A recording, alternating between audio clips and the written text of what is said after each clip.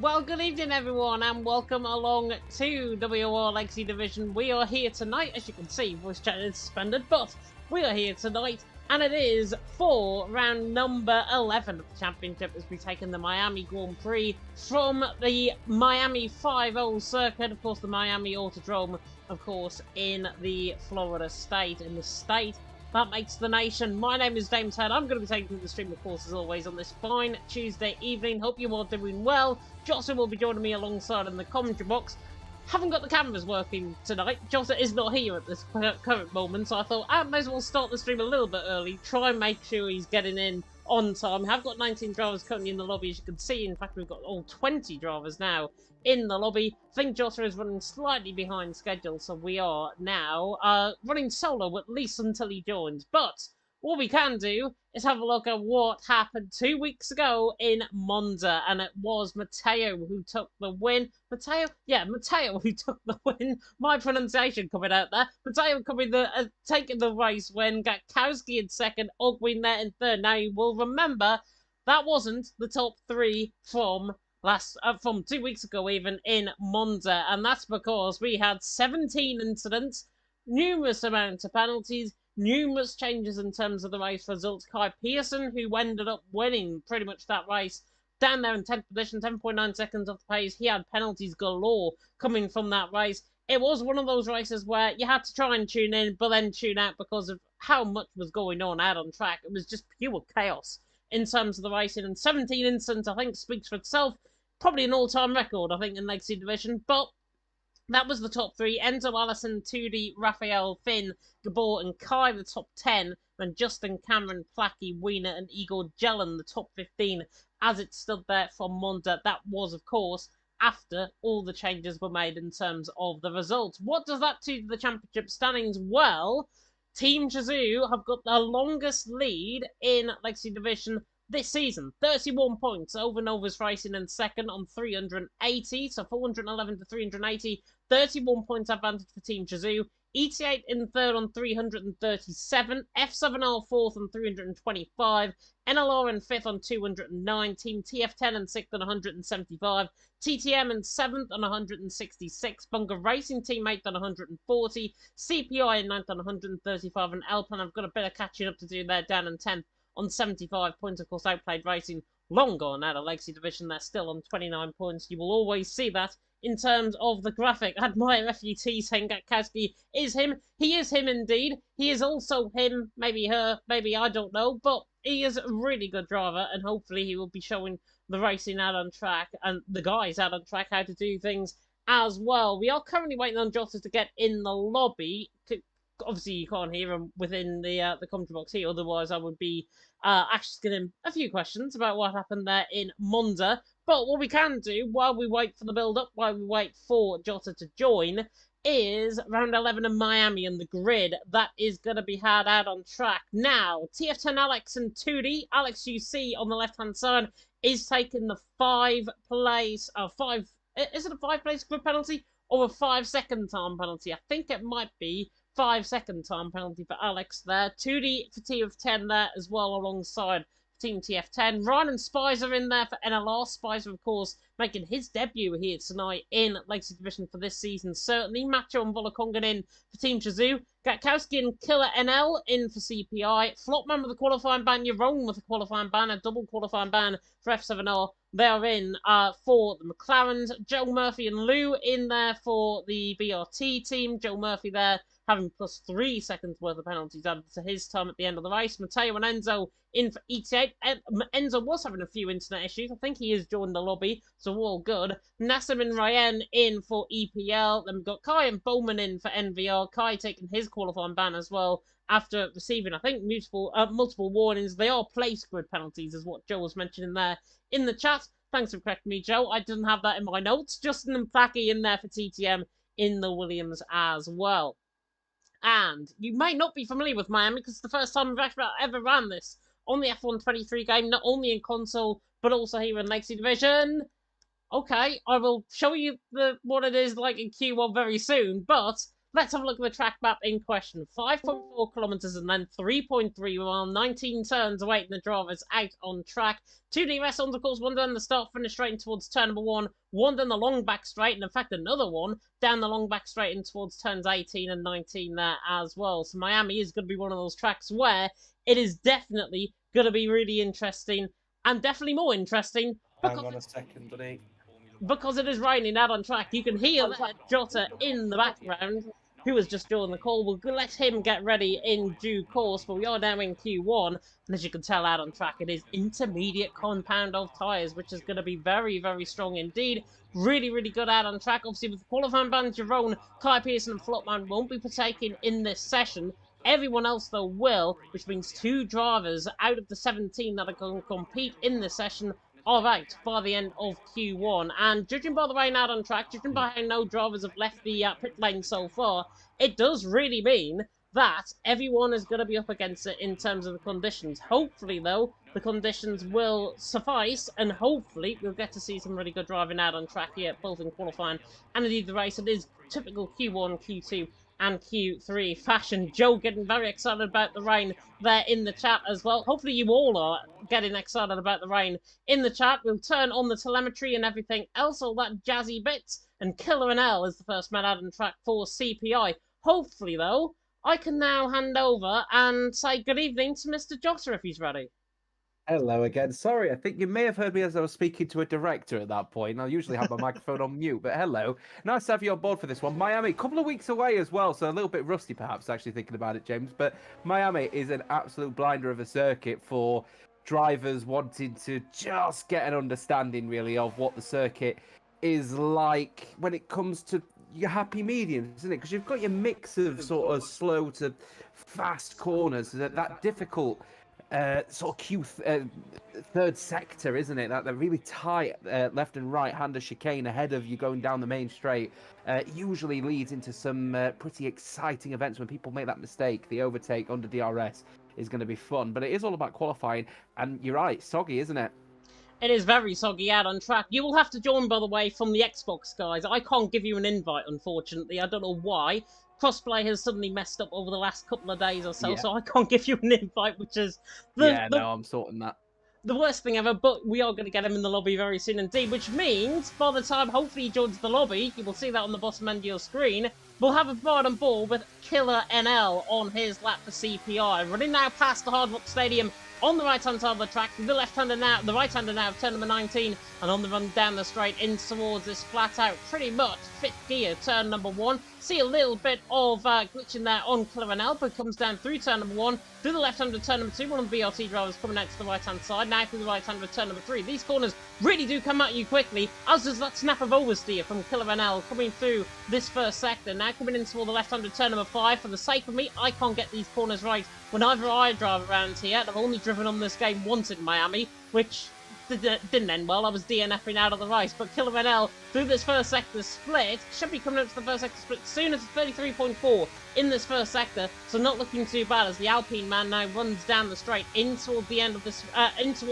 straight. Because DRS is disabled in these conditions, intermediate compound tyres can dispose of 25 litres of water per second, so you might see already as we actually come into the section a bit of a dry line forming as we now come in towards this very twisting middle sector through the stadium section on the left hand side, now coming in towards the chicane through the right and the left and the right, and then again through the left at turn number 15, and this is not looking too bad at all from Killer NL. Neither clips the wall on the right hand side, can give you a little bit of time, but a 108.6 combined in that middle sector is not looking too bad at all from the CPI manager. Now runs past adjacent to the Hard Rock Stadium on the left hand side, running up the hill in towards turn 17. This long drag up this straight. It's going to be a lot of overtaking around here. Of course, first season, Legacy Division Season 1 is when we last came here in Legacy Division at least. But now, Killer NL coming through the final corner, through 18, through the right-hander turn number 19. That's the lap of the Miami track, and it's a 136.1 from Killer NL to start off the night. Not a bad one at all.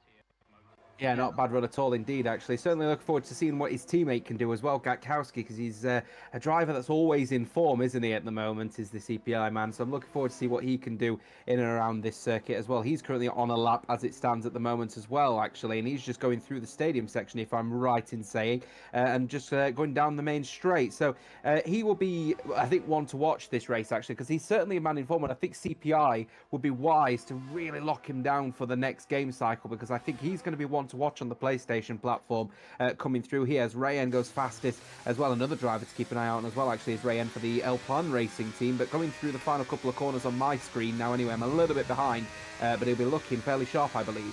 Yeah, 36.3 from Gatkowski. Not a bad lap time there at all. That was a really nice timing, by the way, in terms of coming over to me. Gatkowski there through turn 1 and through turn 2. That's his lap done. Joe Murphy on a run coming through the middle sector. Just trying to see who's furthest on a lap time. Nassim was on a lap time, but he's invalidated with the 108.7 in that middle sector. Of course, Nassim joining, I think, EPL. EPL. Yeah, joining EPL, if I'm not mistaken. Was previously a part of the RCR setup, the Race Concept Racing setup. So Nassim has been signed from there. PSGL PSF6 man, if you don't know who he is, and Nassim is coming through the final couple of corners on the run toward the line. Would have been, I think, a really good lap time on Delta, if I'm not mistaken. Nassim's lap time would have been a 35.9, so he would have actually went quickest with that lap time ahead of his teammate Rayen, so not looking too bad at all. BRT Lou on a lap, 2D on a lap, Nassim on a lap there as well, just starting up. As Joe Murphy, I think, is now coming toward the line, and he goes quickest now with the 136 flat. So not a bad lap there at all from Joe Murphy. But drivers still in the pit lane, maybe figuring out that it is going to drive within this session. It is going to drive toward the end of Q2. But Joe Murphy out on top, Rayen in second, Killer there in third. Makes me think, at least, Jota, as you've now joined the session, so will get up to speed with the action very soon. Joe Murphy though out on top, a man that should be up there, I think, in terms of the grand scheme of qualifying. Yeah, it needs to be, doesn't he, I think, as well, because I think BRT need to find that little bit of form that I think they've been desperately looking for, actually. I was expecting bigger things, actually, from the team, I think, because, you know, they were a team, I think, that were looking to try and push forward with BRT, but 8th overall in this season so far. It's been a really tightly compacted season, to be fair. They're only about 35 points behind TF10 at the moment. NLR really finding their feet at the moment on 209. So looking forward to seeing what we've got coming up there as I'm just connecting into the session now. Yeah, interesting stuff indeed as Lugo's fastest for BRT, making it a 1-2 as it stands, but plenty of qualifying to go. Plenty of qualifying to go, and as soon as you've said that, Justin's purple in the middle sector. So TTM Justin now on the run up the hill. TTM Allison, of course, getting demoted as a result of a penalty from last week, which is why TTM there are P5 from Allison in terms of that race in Monza 2 weeks ago. If you do want to catch up with it, go and watch it. But there's 17 penalties that have come pretty much out of it, and 17 incidents. So maybe not the best idea to watch it, but just another run to the line. 34.6, that's more like it in terms of the lap times we should be seeing around here. 2D had backed off his lap. I think he invalidated. Alex Marciano, the former NLR man, now on the run to the line for Team TF10. I believe he's making his debut, if I'm not mistaken, in the Legacy Division tonight as well. Team TF10 for Alex Marciano, 35.2. Not a bad run at all, but he's not as quick as Justin. Justin out on top, Alex Marciano in second, Lou there in third. As soon as I say that, though, Killer's now gone second on his third run on that set of intermediate compound of tyres. Admire there saying in the chat, apparently he'll be driving for the final run of Q1 in from Gatkowski, which is why I think drivers are now, the likes of Ryan, the likes of Spicer, Volakongan, all coming out in an outlap. They must have been told, I think, by their Jeff or their Mark, whatever you like to call them these days, that it is going to stop raining within the next 5 minutes and it will be dry toward the end.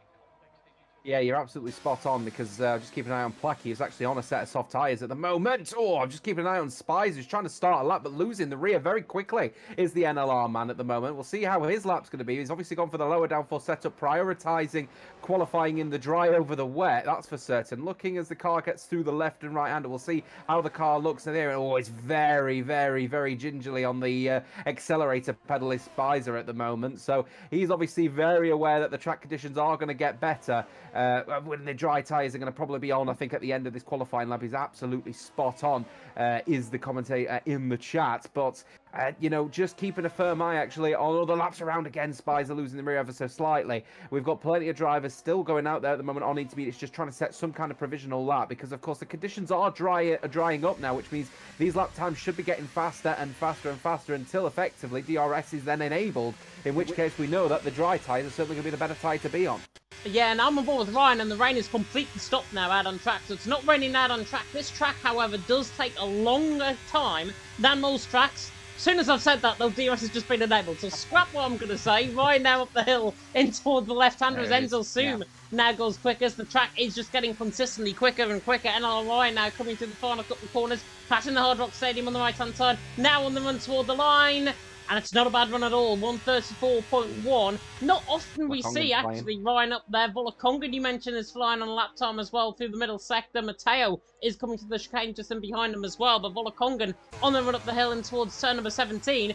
At this third DRS detection point, you can see there Lou, Joe Murphy, Placky, Nassim, and Tudi all selecting the set of soft compounded tyres. We see also an improvement, I think, from Spicer to go third. Volakonga now on the run to the line goes fourth in the end. Wow. So a little bit disappointing from him. He's normally quite strong around here in wet conditions, but it's Ryan out on top, Enzo in second, Spicer there in third. Macho, however, now goes quickest, and everyone just wants to try and get an intermediate run in. Matteo, my God! Well held. Well held, and how's that second? A 33.8, and he's absolutely said that. It was a bit like Patrick Mahomes and his footwork in NFL. From there, Matteo there in second, 33.8.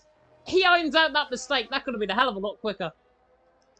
Yeah, I mean, he's definitely held everything in from his backside after that one, because that was one hell of a save. And to go second fastest despite that suggests to me there was at least 7 or 8 tenths actually in that lap. So he would have actually gone fastest by quite a large margin over Macho. But with the dry tyres, probably the better tyre to be on at the moment. You can see that dry line really starting to form now. I'm just on board with Matteo on his in lap at the moment. You can see that lap is really starting to, that dry line starting to form. I think everyone's going to be moving on to the soft tyre anyway. So this qualifying session is still very much to be decided, and I'm just keeping an eye out as well, of course, on the people that are yet to set a lap at the moment. Plaque, Nassim, Liam Bowman, and Tudi. Liam Bowman down in 19th at the moment. You can see Kai Pearson serving the qualifying ban, and F7R serving their double qualifying ban for exceeding, I think it's 60 penalty points this season so far. So F7R needing to get their game on in this particular round, I think. Yeah, Gatkowski now coming to the final couple of corners. I'll come into F7R in a second. Through 18 and 19, Gatkowski comes. Should go quickest, does go quickest. 32.9, it is getting quicker and quicker this track. You mentioned that with F7R, I think they've got 64 penalty points, if I'm not mistaken. Something around that margin, 4 penalty points, which is mad, I think, to have at even this stage of the season. I think even in the 2 seasons that I've been a part of, certainly alongside yourself, Jota, in terms of qualifying and in terms of Legacy Division, as my game audio has just decided to switch itself off. Hopefully it will be back very soon indeed. There we are, it should be back there now. But we should be seeing F7R towards the top end of the field. They're starting 18th and 20th, Flopman and 18th, Yaron there in 20th. However, though, they've retired out on track by me thinking Yaron's going to be 18th and Flopman 20th. So, obviously, it's going to be a custom grid setup. And if that is the case, are we going to change the grid formation round for 2 drivers that haven't had a lap time? Not sure what it's in with the rules, but there we are. I think one thing to keep an eye on, actually, as well, if they are on 64, I think it was 64 on the last count, actually, they really, really need to be careful now, because there's still quite a few rounds left in this championship. If they manage to eclipse to 90 penalty points, then one of the drivers will be banned for the entire event. So they really need to be careful now to F7R, and I think, you know, let's be candid, there is a little bit of a reputation internally at the moment that F7R seem to be quite the aggressive force at the moment, and I think you can't really blame them. They are trying to fight for the championship that they, won last season, and of course they want to try and defend it. But if you're exceeding the limits of what's available to them and they're receiving the penalty points as a result, the stewards are going to be very happy to take any opportunities for them to try and earn points away from them. And as it stands so far, they are going to be pretty close, if they keep at it, to potentially an event ban. So they need to be very careful out there at the moment. But yeah, Gatkowski fastest though with a 1:32.918. Then of course on that intermediate tyre, plenty of laps available here for people to try and improve. And I know the soft tyre is certainly the best tyre to be on. So I think we're going to be expecting a mad rush of 17 drivers out leaving at the very last second for a set of soft tyres, knowing the track evolution is there. And I think that's probably not going to be for at least another minute or two. Yeah, definitely so. We will see the likes of Liam Bowman, Tudi, who haven't had a lap time, Placky as well. I mean, if the session was to stop as it is, they would be out. Flopman would be out alongside them as well. So if the session was to stop as it is, you never know. They might invalidate on their lap times. They could remain there. If they invalidate, it's going to turn into a one-shot qualifying session. So it is all going to be basically down to one lap, I think, out on track. I think see Alex Marciano's garage moving there. He's about to get ready, coming out on track very soon indeed. Crispy asking in the chat, out of interest, how many of those penalty points were from incidents with NVR, and how many from incidents with KP? I'm not sure who KP is, but I can guarantee you there's a lot of penalty points came from incidents with NVR, and I'm actually not surprised because let's just put it into perspective. F7R, I've got the penalty points up here. F7R on 69 penalty points, 31 for NVR, 23 for ET8, and 15 for EPL. There's only one team that haven't picked up any penalty points so far. The team you see currently in 4th and 6th in qualifying, Ryan and Spider for NLR, haven't said there, unfortunately, haven't got any any penalty points, which is really good for them. They've kept their noses completely clean. I've now probably said that, and they are going to pick up penalty points. Hopefully in this, hopefully not in this race. But you never know with me. I'm a complete jinx with people sometimes.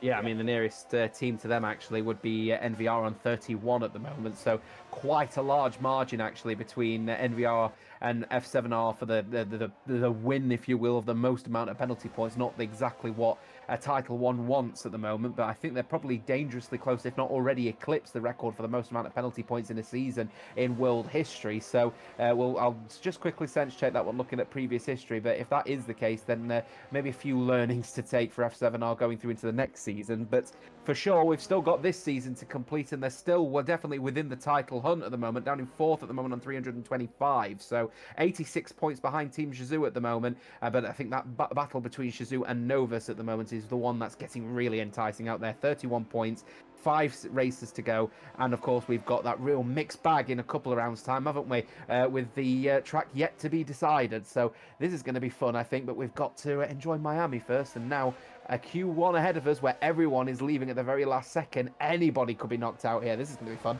Yeah, it is going to be very fun indeed. Of course, one only time that we have came here to Legacy Division in the past, the Spies have picked up a 5-place grid penalty. That is going to be a restart in terms of qualifying anyways. It was going to be a mandatory restart, but we're on above Alex Marciano down in towards turn number 1. Last time we came here, Wilson took the win, Smokey in 2nd, Connor in 3rd. So it was pretty much Smokey there for PSR.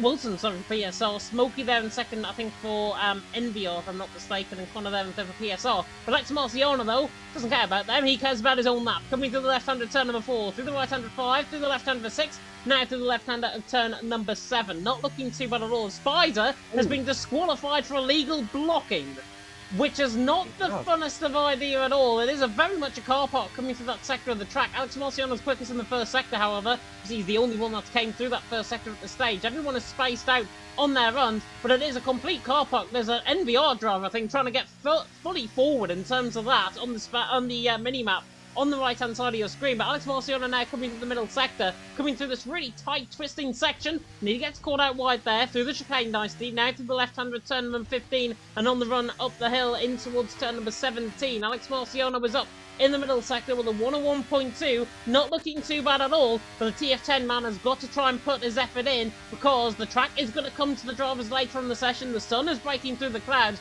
What can Alex Marciano do on this lap time now? Coming into the left-hander at turn 17, then through the left-hander turn number 18, and passing the Hard Rock Stadium on the right-hand side, down in towards turn number 19. Alex Marciano on the run to the line, 26.6, not a bad run there at all from him, but other drivers are going to have him for chips potentially in terms of their laps.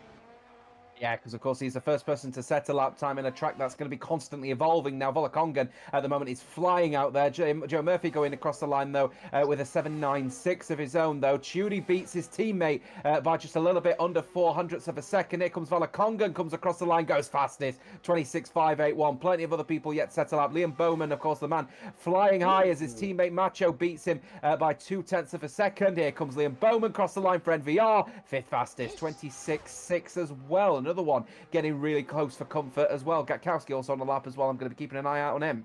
I feel Placky might be in trouble here. Joe Murphy could be in trouble here as well. Ryan on the run to the line, puts it ahead of all of them. Goes second, 26.4. Not a bad run there at all from him. Lou is on the run up the hill as Enzo Soom now goes quickest there for ET8. It's Sue currently for ET8 out on top with Macho second. Mateo there in third. BRT Lou now on the run to the line. 35.3 to try and beat Gakowski is the one in trouble. He was the first one that's at a lap time, and he could be in trouble here if Ryan is going to be improving, and he is. Ryan on the run to the line. He goes, I think, in the middle of the pack. I think about 6th fastest there from Ryan, and it is 5th fastest even for Ryan. We'll try and get through in terms of the timings, in terms of really breaking down what happened there at the end of qualifying. It was very fast and furious, but it's Enzo Soom out on top for Macho there in second. Sorry, I had to do that. Gakowski there in third. Mateo there in fourth. Ryan in fifth. Same lap time as Mateo, just said after him, unfortunately. So he's there in fifth. Ryan there in sixth. With Volokongan in 7th, 2D there in 8th, Alex Marciano top 9, separated by 0.5 per second, Liam Bowman there in 10th,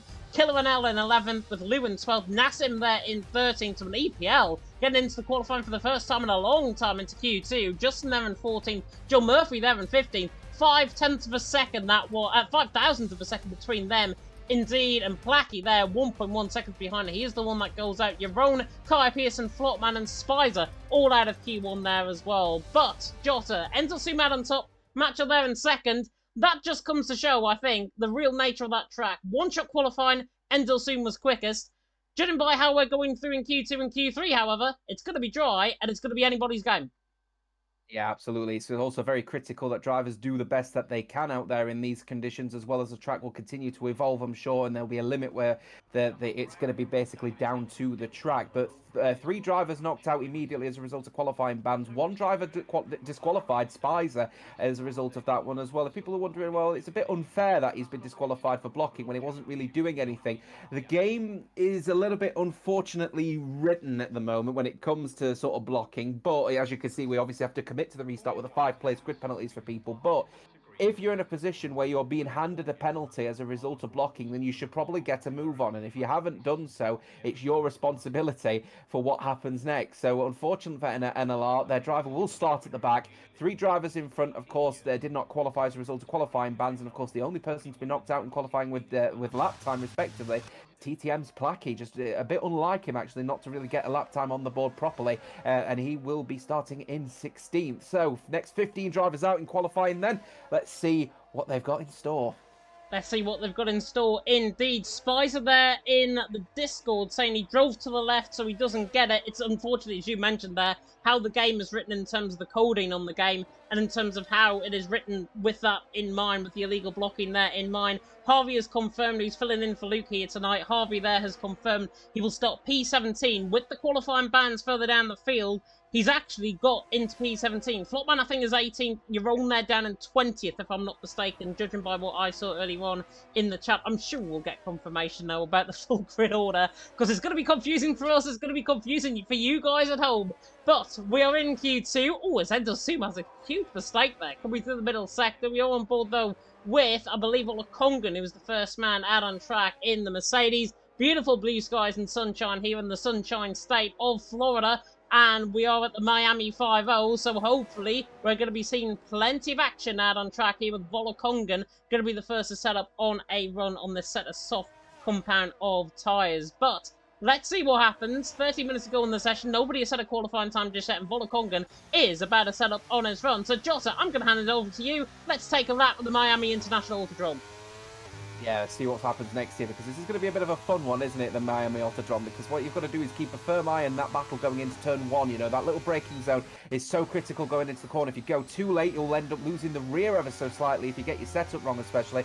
Going through the right-hander here, we see a lot of people lose the rear ever so slightly through this corner as he keeps it nice and tidy going through into 4. And you'll want to try and keep the foot down as much as you possibly can through this section here and try and get on early going through the left-hander and then chop out this corner if you possibly can by going for the wide entry, and then he misses his apex ever so slightly, does Volokongan. A little bit of a lost time through there, though. Of course, Purple, the only person set at first sector lap time. Going through then down the main straight, DRS open. It's going to be a critical set of corners then, the next ones here, because this is where you can make or break your lap in qualifying, and then in the race, of course, it's going to be even harder to even go side by side with people. I've seen plenty of people go side by side through this section, though, through the stadium. It is critical that the people keep their firm eye on this section, though. Mount that curb if you can. Try and avoid cutting the corner. He's done so perfectly there as Velokonga, losing the rear ever so slightly, but well held as he then gets on the power quickly. Of course, long straight now with the DRS open and about 100 meters from now. And then with that DRS open and, of course, using as much of the ERS as he possibly can. The majority of the ERS used down this straight, of course, with the usual setups, and then hitting the brake hard going into this left-hander. Don't lose the rear ever so slightly, though, because it's slightly off camber. Very well held from the Shizou man as he then goes through the left and then the right-hander to wrap it up here for a lap around here with a 26.8 on the blocks. Definitely a use set of softs from Q1, I think. Yeah, definitely so. That lap time was very good. Enzo Zoom, though, goes even quicker. 26.6 and no bad lap time there at all from him. Matteo now in toward the final corner in the Alpha Tower. I've just turned off the lap data, unfortunately. There we are. There's Matteo now coming to the final corner. In fact, he's actually in the pit lane. Absolutely typical. Matteo in the pit lane. Enzo Zoom there, Rayen and Volokonga currently a top three. Killer NL is on the run to the line as Nassim there goes quickest. And Killer NL into the pit lane there as well. Gatkowski is on a lap time. I get a black screen there for a second. Hopefully everything's okay in terms of the stream. My CPU has just gone above beyond. Gatkowski, though, in the middle sector. 101 in that middle sector. Not looking too bad there at all. But it is Nassim out on top just in second. Edsel Sim there in third. Qualifying is to end right now. I mean, EPL would have both drivers through in Q3. Obviously, it looks like drivers are figuring out whether or not to send their drivers out on a used set or whether or not to go for a set of soft compound tyres, a fresh set of softs, as Gatkowski now is on the run to the line. The king of qualifying has proven that, 26.2. Nice lap there at all from him. But it looks as if there, as you mentioned there, Jota, it is on used set of compound and tyres. So Gatkowski is quicker than Nassim. He looks a shoe-in for Q3. Everyone else, though, hasn't came on a lap time just yet. Macho was going to be the next on a lap. He is on an out lap right now, coming to the right-handers of turn 4 and 5 in towards 6 and 7. But Gatkowski out on top. Nassim second, Justin there in third. Looks like drivers are reporting screen freezes as well. Lou's mentioning that. I think he is out of Q... Oh, he's actually in Q2. Lou's saying on this track, screen freezes on this track are awful. So that is another thing that drivers are going to have to contend with as well. Yeah, especially prominent when we're on a crossplay situation. And of course, crossplays are actually recurring issues at the moment where we've not got people being able to get invited, as you saw earlier on, the reason why I was a bit later into this lobby at the moment. But that's certainly one to watch. Keep an eye on El Plan Racing Team, though. So far, really good qualifying with Nassim with that 26.4. Rayen a little bit down the order with the 26.8, actually. I think there's at least a couple of tenths extra on used set of soft tyres for him. So El Plan Racing Team are in a bit of a rare scenario here where they could be in for a good points finish if they keep up with the pace that they've currently got at the moment, and I think that is going to be fairly critical. They're of course bottom of the 10 teams in this championship with 75 points, the only team actually to not be in the 100-point barrier, so they need to get a little bit of a game on here and potentially put CPI under pressure. The only issue at the moment is their nearest rival CPI, but a man on top with Gatkowski, and of course the other CPI man yet to set a lap, currently on an out lap at the moment. So yeah, is this going to be a bit of a race, I wonder, for the midfielders? Because it's really, really nice to see the likes of TTM, nearly said it, EPL, and Gatkowski, of course, for CPI, all in the top 3. So are the midfielders in for a good race, I wonder, tonight? I think they are, especially with F7R having that double qualifying ban, Kai Pearson having his qualifying ban as well. It opens up opportunities here in Q2 for drivers not necessarily getting through into Q3 to get into Q3 tonight here in Miami. Macho, however, a man that absolutely adores this track, by the way, coming to the left-hander of turn number 6, through the left-hander now of turn number 7, and toward the end of this first sector split. Ooh, bit kicking wide there, coming through 29.3 in the first sector though. Bit of an oversteer coming through that corner, but now on the run down the straight in toward the left-hander of turn number 11 at the end of this back straight. As we see there, a bit of screen freezing going on my end. I think it is on Macho's end, however, more than mine. Is now coming toward the left-hander of turn number 11. This is not looking too bad at all. Now through the right-hander of turn number 12. I hope I'm counting the corners up right. Now through the left-hander of turn 13. Through 14, 15, into the left-hander turn number 16. Yes, I am counting corners right, which is good. Macho coming through the middle sector. 101 flat in that middle sector. Slightly slower than what we saw in F1 22 around here in Season 1. But Macho looking very good, I've got to say, in terms of this lap time on the run up the straight now. Into the left-hander turn number 17. Hello there to Enzo there in the chat. Hope he is doing well. The TF10 man, that is, of Enzo, has now come through the final corner of Macho. Macho comes through the final corners even. On the run to the line, should be quicker. And it's not. 26.3 though, goes second, and he's behind Gatkowski. So Gatkowski's lap time definitely suiting him so far, and definitely going to be quite hard to beat. He lost a couple of tenths, I think, in the first sector, actually. His turn 6 is a bit of a... turn 6, 7, 8, actually, is a little bit of a weird way of doing it, actually. What he does, he goes for the late breaker, takes a lot of the outside, and then tries to sort of cut in and go for a later apex. But in doing so, he put the power down because he realised, oh, I'm a bit slow into this corner. Put the power down and lost the rear ever so slightly. Chudy going fastest, though, for TF10, as I'm sure Enzo will be happy to hear. 26.136 as we start to see people begin the sort of process of trying to find the fastest lap times out there in this qualifying session. Liam Bowman 30.3 in the first sector, not the fastest, but certainly up there at the moment. Actually, he's just run out of fuel, as I've just said that, actually. So actually he invalidated his last lap. He certainly did, actually. His invalidated lap time was actually looking fairly strong, to be fair. So just quick check out just to confirm that one. 26.3 is what he would have set. So in that sort of scenario, it would have been in and around sort of P3, but actually in around P4 now as NLR Ryan coming across the line for third. NLR need this actually after that unfortunate disqualification. But once again, Novus at the moment just showing a little bit of I don't know, discomfort maybe out there at the moment. And a bad mistake there from Liam Bowman. He was down in the lap time anyways, but he's just absolutely snapped that car on the rear end, coming through the chicane of all places, and he nearly ended up in the wall as a result of that. So Liam Bowman doesn't want to be doing that. He is out of fuel. 26.1 from Volakongan goes 1,000th quicker than Tudi. So Tudi there was out on top. Volakongan's now 1,000th quicker than him out on track, so not looking too bad. Enzo Soom, I think, was on a run. Was 6 tenths up as well on his run, and he would have been going quickest, I think, out of everyone, but he's invalidated, coming through that chicane. Very, very tricky from that perspective for Enzo, but he's into the pit lane. Enzo there in the chat, is a different Enzo to the one you're seeing there on screen right now. Volakonga down on top, 2D there in second, Mateo there in third. Joe Murphy and Liam Bowman haven't set laps on, but Ray N goes quickest. EPL are certainly cooking up. They've got an L plan here tonight, and Ray N out on top, Volakonga in second, 2D there in third. EPL are probably going to say two things to me now. A, do not ever say that ever again about our driver, and B, they're certainly cooking out on track. A little bit of an embarrassing moment for BRT, by the way. I'm just keeping an eye on Joe Murphy, and I'm not sure what's happened there, but you can see he's not set a lap time, and he's come straight into the pit lane, but he doesn't have a lap to his name on those set of soft tyres, which immediately tells me that they've sent him out, and he's accidentally left his ERS on full deployment on his outlap, and curiously, he also ran out of fuel. So I don't know if he's put too little fuel in and then just burnt through all of his fuel on his outlap, realised he won't have enough fuel or so. I'm not sure. I've never seen that before. I've seen people put a lap in, but he's never...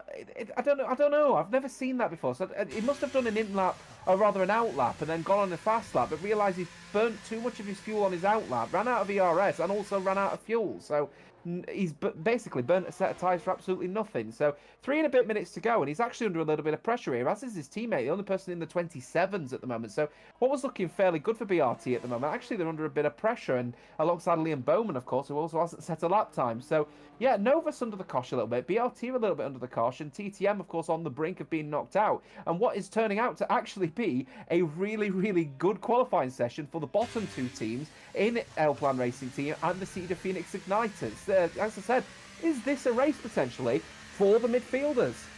It's certainly looking that way at the end of Q2, or towards the end of Q2. Here we are now seeing the final drivers coming out on track very soon indeed for their final runs. Let me know in the comment section who you think is going to get through into Q3, who you think overall could get pole position as well as we get forward into Q3. Final runs haven't started just yet. The TF10 Enzo saying there in the chat, Rayen is very fast. No joke, he's looking fast right now. He's a 10th and a half quicker than Volakongan. 2D there in third. Normal WOR console tier 1 drivers who are normally up there in terms of the lap times around here are getting completely washed by Rayen. And Rayen is just simply quicker around this track. Of course, don't come at me and saying this whole argument about, oh yeah, he's cheating. We're on console, for God's sake. If anybody's thinking that in their minds right now, he's not. Rayen out on top, Volakongan second, 2D there in third. Because Joe Murphy's now got a 5-place grid penalty for illegal blocking, even though I'm on board with him. And actually, he is very close. I was going to say he's nowhere near the man behind him, as Killer L now gets a 5-place grid penalty for illegal blocking, which means at the minute Joe Murphy, unless he qualifies beyond what 9th position, I think he looks like he's out of this potentially. Yeah, just keeping an eye on people getting really, really too close for comfort here. I'm wondering if we're going to see another disqualification at any second now, you know. And yeah, very, very peculiar out there at the moment. Just keep an eye out on that one, folks. Don't put yourself under too much pressure in a queue, because if you end up doing so, you're going to end up finding yourself in a lot of trouble. People grouping up, getting themselves ready for the final runs here. Joe Murphy, another 5-place grid penalty here. I think if he gets another one, he will end up being disqualified here. He needs to be very careful on this one here. He's actually getting up the trumpet of one of the Aston Martins at the moment, as it looks like Matteo is just going to sort of speed away. In fact, no, pardon me, that's his teammate Enzo just going to speed away to avoid getting in any kind of concern. But people are going on their final laps now on this one. You can see Ryan has decided not to participate any further in this event. The only person into the 25s with that 997, but people should be getting a little bit faster at the moment as this track continues to evolve, and the final lap's now coming in. Let's see what happens. And BRT Lou is the first man out on track on this set of soft compound tyres. He's on a fresh set, as you can tell by the rubber, and he's a 29-1 in that first sector. Purple out of everyone through that first sector, according to my screen anyways. Lou, though, coming through down the straight in toward the left-hand return of 11. There's very tight left-hander down towards turn 11. Could be a real pinch point in the race here as we come in towards this corner now with Lou down through turn 11, now in towards the right-hand return number 12. He's not looking too bad at all on this run. Volokong and Tudi all preparing up for their lap times right now at this track. Lou now coming to the left-hander of the chicane through 15. Through the left-hander now, turn number 16. This is looking really, really strong from Lou in this middle sector. Proven 6/10 up in that middle sector. Finding all the time in the world. Can the BRT man put potentially the likes of Volokong and Tudi Matteo all under pressure towards the top end of the field here as the BRT man looks to try and salvage his place here in Q3. Joe Murphy on the lap time right and behind coming through the middle sector. But Lou now coming through the final corner. Is BRT going to get in there? And are they going to knock one of the former BRT drivers out? Lou on the run to the line goes 8th fastest, 26.3. I don't think that's enough. Alex Marciano was through the first sector. Killer NL is now on the run toward the line. See if he can try and improve. Nassim there in 9th. Killer NL is in 10th. He's in trouble. Alex Marciano is improving. Justin is improving. Enzo Sumo's nose below is improving. He's on the run to the line and he goes quickest. Enzo Sum 25.929 now goes quickest. Joe Murphy now on the run to the line. Has he done enough? Yes, he scrapes through into 5th. Liam Bowman now. He's invalidated. Liam Bowman is out of Q2. A big shock already. Alex Marciano was improving. Justin improving to the line. Doesn't go any quicker. The former BRT man, now part of TTM, they're in 14th. Okay. Alex Marciano is a 10th and a half up. So Alex Marciano is the one to try and get in. Everyone else can back off their lap times. They are done. Volokong and Tudi and Ryan are safe. Alex Marciano, though, now into the left-hand return number 17. He's going to have to try and nail this all on the line. Through the left-hand number 17. He's a bit slow coming out of the corner. That might have cost him the time. Alex Marciano now for Team TF10 on the run to line. Is he safe? Yes, still safe, and puts Lou out in Q2. Enzo Sum out on top, Tudi in second, Rayen there in third. Fantastic qualifying session from Alex Marciano to get that lap time in, but it means Lou is out, Nassim out, Killer NL out, Liam Bowman out, and Justin out as well. Liam Bowman not on a lap time, and you mentioned, as in my ear there, Jota, he invalidated on his run.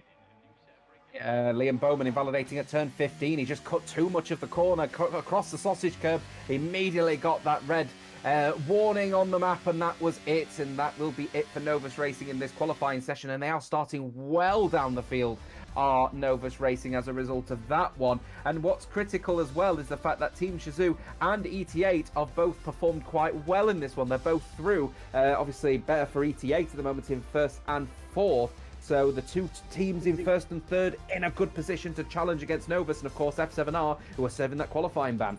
And remember, with Joe Murphy having 10 place grid penalties as well, does he make it through into Q3? I believe he does. It's just whether or not where he basically is out on track. He'll get through. He'll get through, which is good. Joe Murphy 11-8. I was getting concerned for a second there. I was thinking Lou's going to jump in instead. The BRT. It would have been a good scenario because Lou would have been there into Q3. But Enzo Sum out on top, Tudi in second, Rayen in third, Mateo Gatkowski, Alex Marciano, Volokong, and Joe Murphy, Ryan, and Macho ending off the top 10 there in Q2. Now going forward into Q3. Enzo there saying in the chat, not the one that you've seen out on track here tonight. TF10's Enzo was saying, Rayan is fast on all tracks, for example, here he should have won PSGL F2, but he broke, done that, underestimate the EPL drivers. That is currently the situation out on track. Admire also saying, I think earlier on, that rain potentially is inbound. judging by the cloud cover there, it is here in Florida. We are in the Sunshine State after all, so that does mean rain is never too far away in Florida, normally monsoon weather as well. So drivers might have to think about if there is raining coming in this session, is it going to be within the first 10 minutes? It doesn't look like it at the minute, but you can see there visibly, cloud really beginning to build over the circuit. I think these drivers are going to have to get out there, set a run, come in, and then monitor the weather conditions to see if there's rain going to be coming. But I might definitely said in the chat, there could be rain inbound for Q3.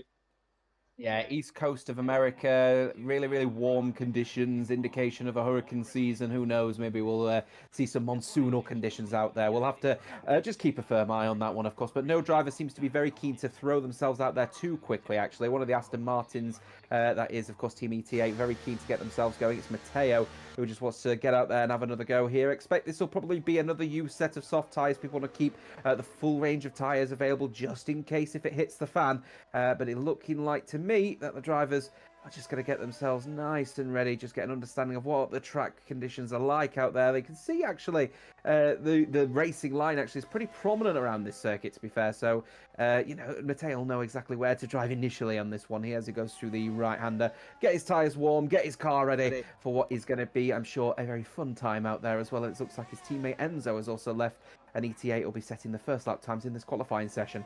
Judging by the Gleaner tyres, actually, I wonder if that's actually a fresh set of soft compounder tyres, because those tyres are absolutely gleaming as we come past the TV cameras as we get in the commentary box. Those tyres look fresh to me. I'm not... yeah, I'm in two minds now what it is, but there's a little bit of graining on the left front, I think, yeah, actually for Matteo. So I do think that these are used sets at the moment, and you can't blame them, to be fair, as he revs the hell out the engine, try and burn some fuel before he goes on his first run. Yeah, don't blame him at all. Of course, the current PSGL PSF1 Championship leader after last night, Cameron Dowd, of course, take the race win there in Zandvoort by only 0.04 of a second in the end. So that transpires now with Cameron Dowd missing. It would have been very good to have him here because it would have been a really good battle between them both. Matteo, though, is the man to watch out for. As I've been alluding to over the past few weeks in commentary that I've done pretty much everywhere, he is one of our up-and-coming talents on PlayStation. He is going to be one of the future stars of F1 sim racing, and he is definitely going to be one of the stars here in Lexi Division here tonight.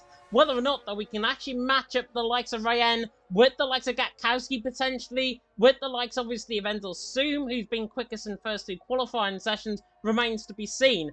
But we'll have a ride on board with Matteo very soon. Indeed, Matthias Carper there saying in the chat, for real, EPL has drivers with very good potential. They're working very hard behind the scenes. And I think that is complementary to Nassim and RCR. Moving from RCR into the EPL fold, really good move, I think, for him. The PSL, PSF 6 man, we'll see how he gets on in the race. We'll see how Matteo gets on in his lap, running down and towards turn number 1.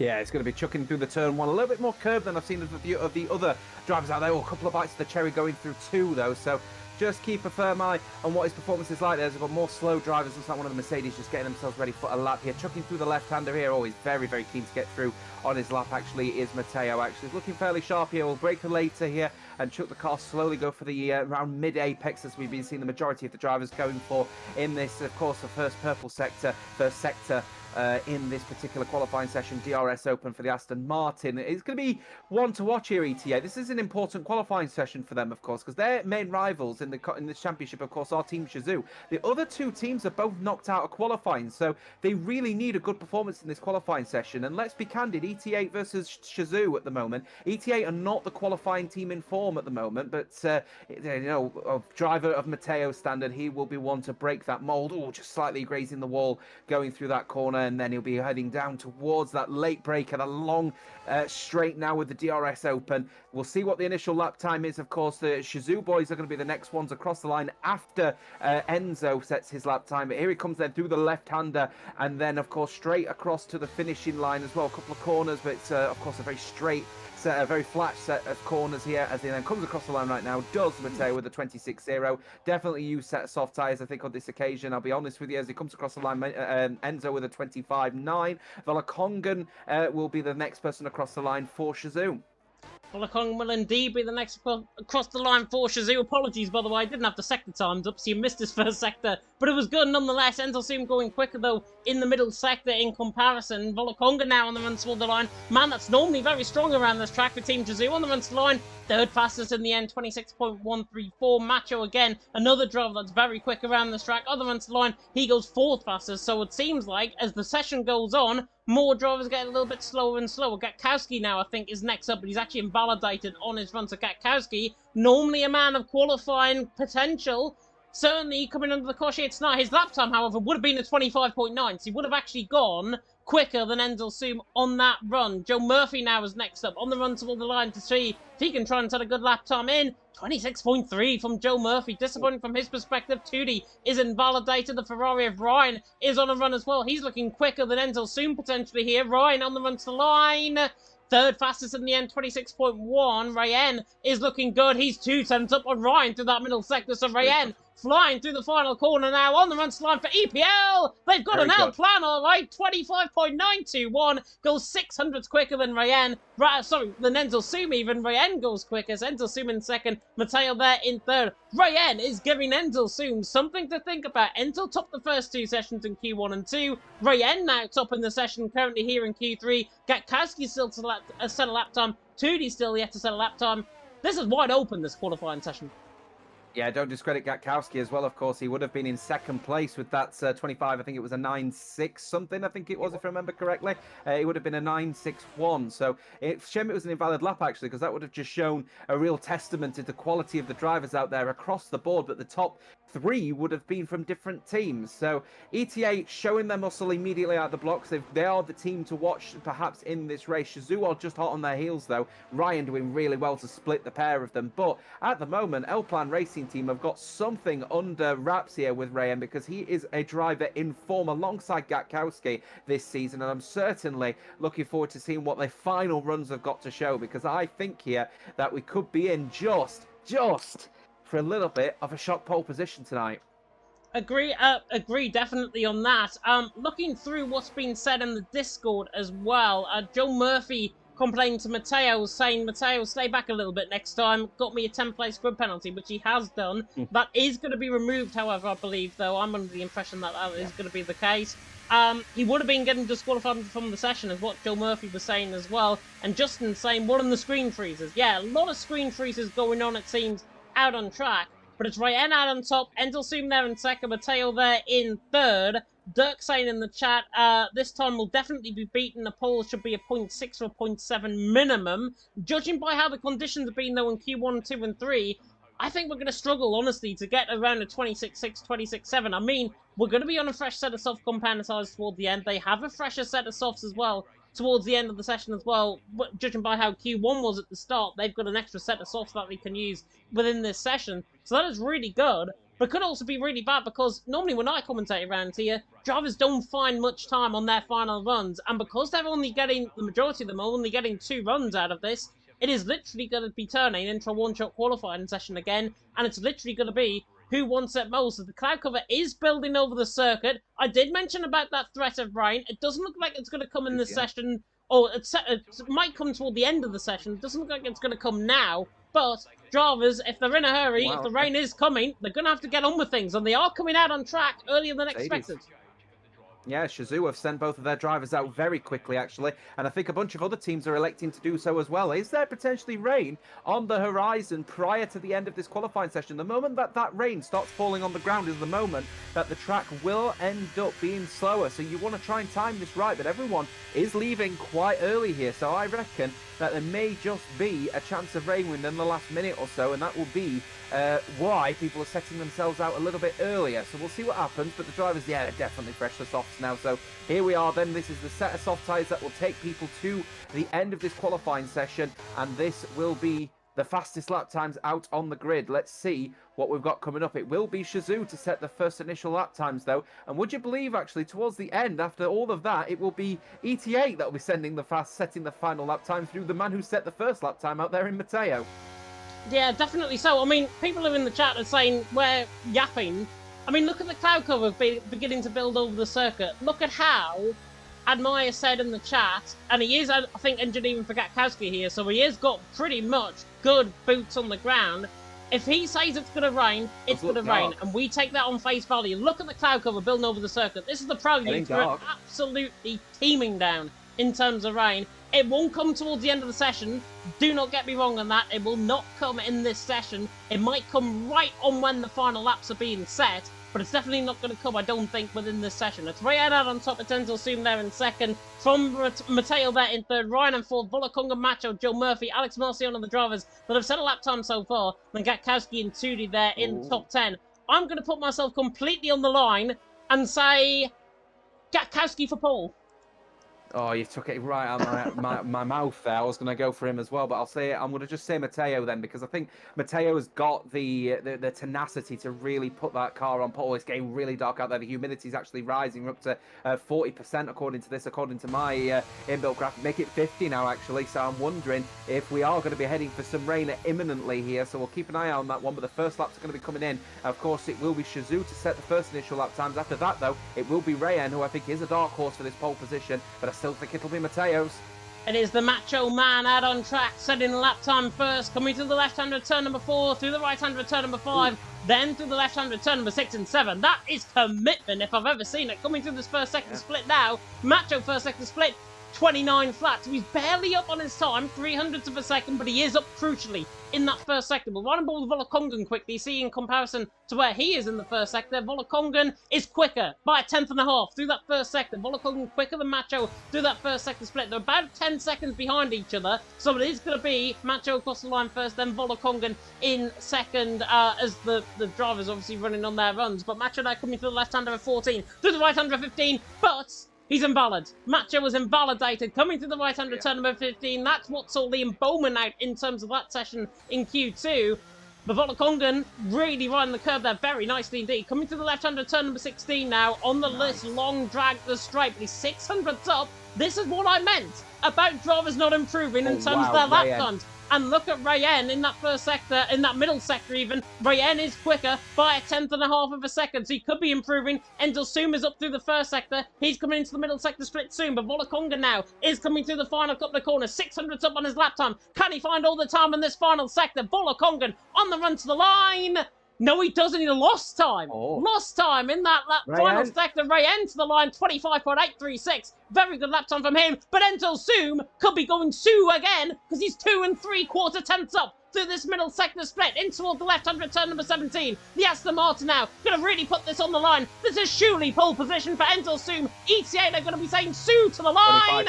25.7. Nice. It is indeed 25.7 from Enzo Zoom. Matteo, though, was a 10.5 up. Matteo, if he still finds a bit of time, could be an ETA 1-2. Tudi now goes second. Good lap time from him. Alex Marciano on the run to the line. He goes fourth, 25.9. Matteo, however, now on the run to the line for ETA, the final man. Just a lap time. Is he on pole? No, 25.768 by my calculations. I think he's second. He is indeed. It's an ETA 1-2 in the end. Fantastic, fantastic lap time in the end.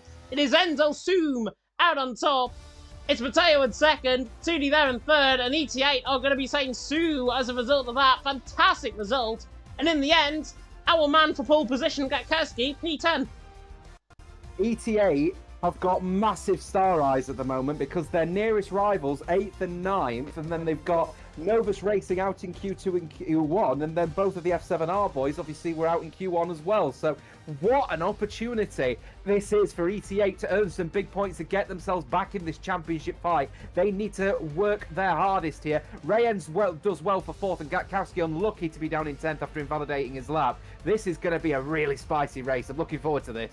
It is going to be a very spicy race indeed. While we get the lobby set up, while we get, of course, us restarted, we're going to take an intermission break from our sponsors, Next Level Racing and Grid Finder. I'm also going to turn on my light in due course. We'll be back in a few minutes.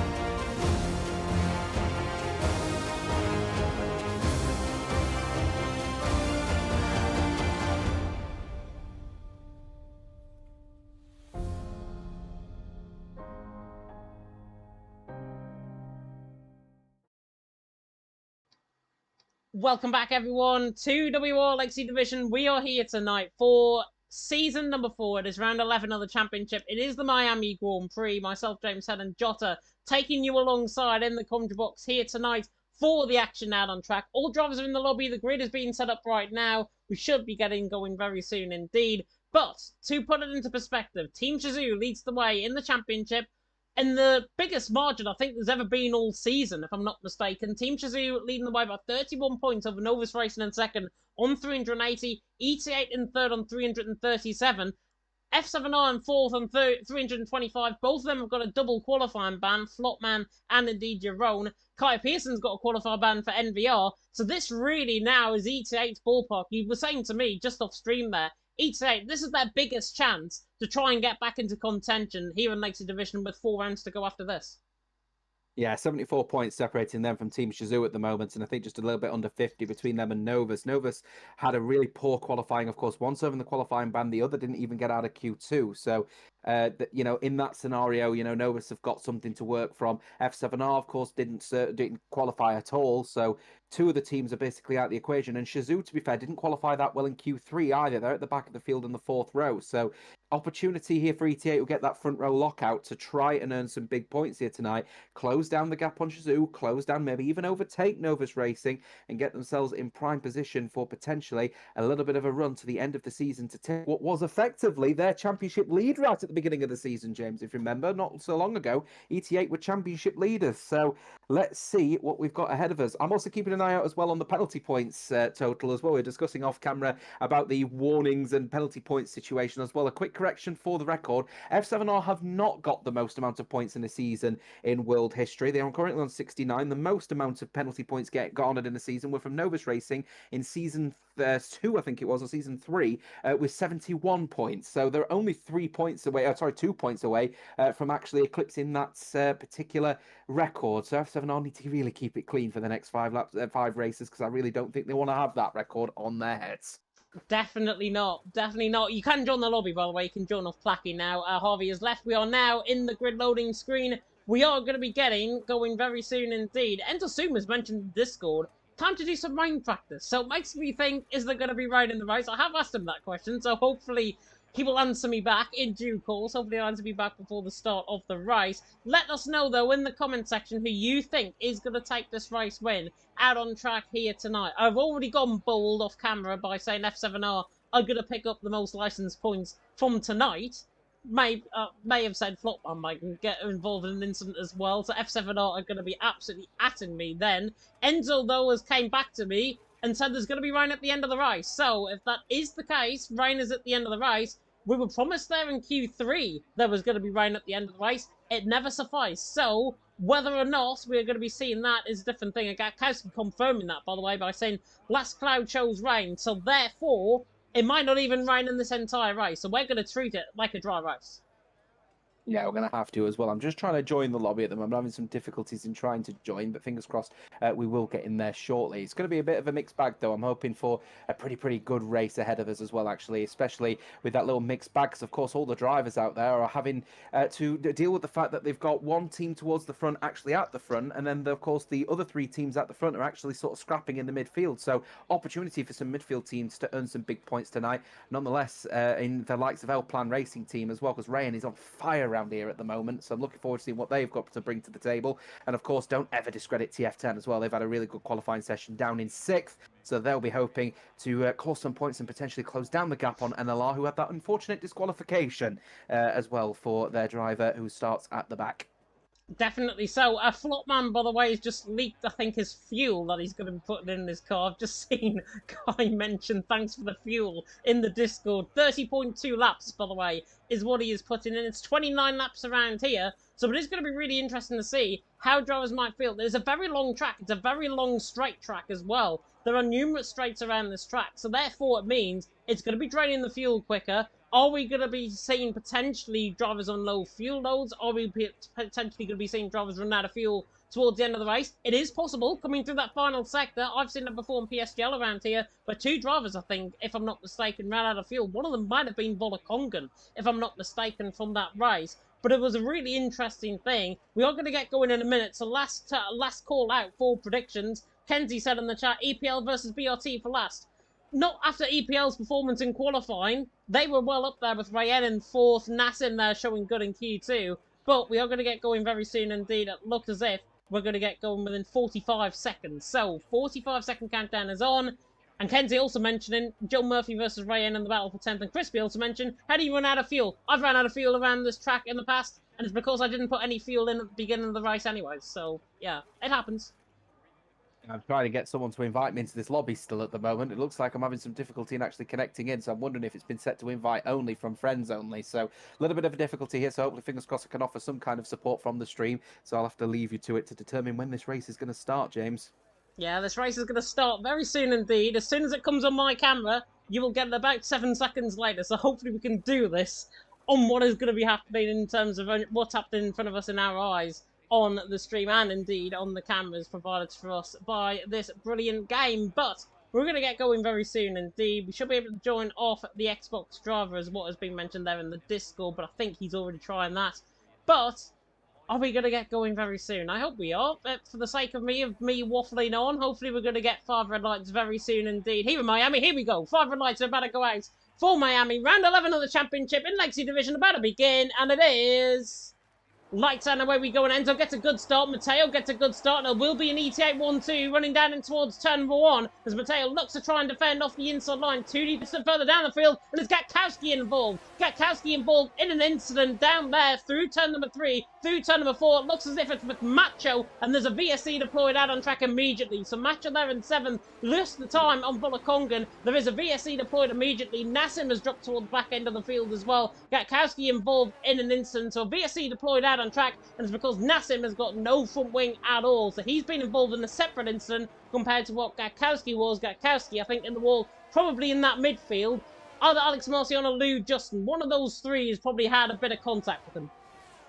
Yeah, disappointing that for Gatkowski because CPR are on for some big points here tonight. Of course, they're going to have to rely upon Killer and who is, of course, another quick driver. But Gatkowski probably with wing damage as a result of that one as well. So his race is going to turn upside down, especially considering he started on the hards alongside everyone else as well. So a little bit of a mixed bag here. We'll have to see what the VSC will do to the front runners. A good start, though, from ET8 leading from the front. Chudi doing quite well, but Rayen will be hoping for a good restart here because, of course, El Plan Racing Team are looking for their first podium in this championship so far. So let's see what he's got. Valakongan in 6th with Macho in 7th as well. So of course they're going to keep working with each other to try and keep up with the positions, earn positions where they can as we go green again. What on earth is happening here? Joe Murphy and Alex Marciano. We'll go back to green flag racing, and Joe Murphy and Alex Marciano being so aggressive there down the straight. Macho is also being aggressive on the back of Bulakongan, trying to fend off the attention of Joe Murphy. Joe Murphy now under pressure from Alex Marciano. Not sure what on earth was happening there with the Alfa Romeo and the Red Bull before the VSC ended there, but Joe Murphy darted to the inside line through turn number 1. Macho, though, through turn number 2, gets the position back. So he's back into 7th. Joe Murphy there in 8th.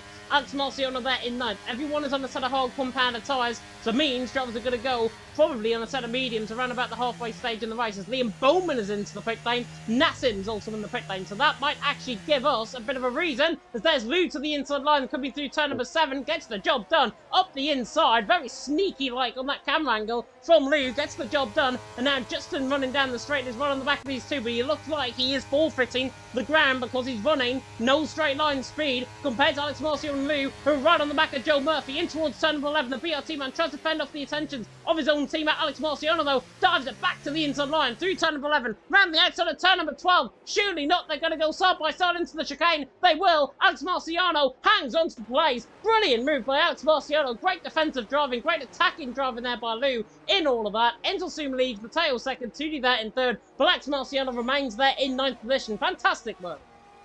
Yeah, I'm trying my best to offer the best I can at the moment. I'm 15 seconds back at the moment as we're trying to get myself in the lobby here, but definitely interesting stuff at the moment between Lou and Alex Marciano. I'm looking forward to seeing what Marciano can actually do for TF10. Of course, with Chudi up in 3rd place at the moment, as Flopman getting involved in this one as well as he tries to go for a move around the outside of Marciano. Oh, no. Switchback. Nice work.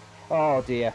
Incident incident involving Flopman. He's got ways on him plate damage on the car, and he's going to have to recover that car and bring it back into the pipe lane. Killer L was also caught up in that incident as well. It was a bit audacious, I've got to say, from Flopman. He positioned his car to try and get the switch back on both drivers. The way that track cambers away, Flopman was never going to get that one. He was the inside line. He was the meat in the sandwich, basically, on that inside. So Flopman definitely not starting off well, and I fear definitely not started off well in terms of my curse that I brought him in terms of that as well, what I said earlier on. But 2D on the back of Matteo, second and third position out on track. Hopefully we can get Jota into the session. If not, I may offer a solo commentary for you guys for the next 26 laps or so. But it is Enzo leading the way, Matteo in second, 2D there in third. The side-by-side action with Kai Pearson and TTM Justin. TTM Justin, former BRT man from Season 3, gets the job done. Does Kai Pearson up the inside through turn number 11. Very nice move indeed on the TTM man. As soon as he's into 11, Justin there in 12, Spicer there in 13th position. As we see now 2D once again on the back of Matteo, running up the hill in towards turn number 17, running up this long drag to the straight towards turn 17, trying to fend off the attentions of Matteo. Nobody going for the move just yet. Remain as we are. Oh, 2D was having a half look there in toward the final corner. Bit of a lag back there through turn 17, but Enzo soon leads the way. Matteo in second, 2D there in third, and ET8 pretty much having their own way out in front right now. Ray ends on the back of 2D, trying to fend off the attentions is the Red Bull man in third. But Enzo Suma and Matteo have got a big stranglehold on this race of ET8. And this is the old ET8 that we saw at the start of the season in Monaco, where Ian Van Unen took the race win. This is their old tactics kicking in here in Miami. Pearson then setting the fastest lap of this race so far in 11th place at the moment, chasing the BRT Lou, as I'm just keeping a firm eye on Rayan, who is actually doing really well at the moment in 4th and trying to keep that pressure on Tudy. But yes, at the moment it is about the ET8 boys who are just doing their best, aren't they, just to maintain the lead of this race, work with each other, and Enzo be wise to help Matteo keep pushing him along down the straights, of course, when the DRS is available for them. Of course, going down the main straight with that DRS now available. Well, Conga and Macho staying in 6th and 7th at the moment, but Tudy just able to hold on to P3 at the moment. Is Kai Pearson potentially getting in a battle with Lou? Yeah, job done down the straight there from Kai Pearson. 3D's into 10th, Lou there in 11th, Justin there in 12th. Not looking too bad at all from that perspective. Spicer trying to join on that fight as well, but he is losing time. Now to the back of TTM Justin. TTM Justin clearly has got more of a wing setup on that car rather than the straight line speed, and that was proven coming out of that corner because he gained about a 10th of a second. And do you know what? He's gaining even more time on Lou. Lou's a sitting duck down the straight. Not sure if he's got maybe a little bit of damage on this car, or if he's just purely slow coming out of the corner. Might be the latter. Justin to the outside line. Big snap from Kai Pearson just in front as well. Justin goes around the outside, coming through now the stadium section, through turn number 19 at the right-hander. Now for the inside line down in towards turn 1. This should be job done for TTM Justin. He gets the fastest final sector as well, and gets the job done surely into turn number 1. He is the TTM man. 30's in for 11th. Lou there in 12th. Very hard-fought battle between them both, but they give each other room. Justin Thuney's in 11th, Lou there in 12th. Really nice action going on out on track, despite my co-commentator being 15 seconds behind.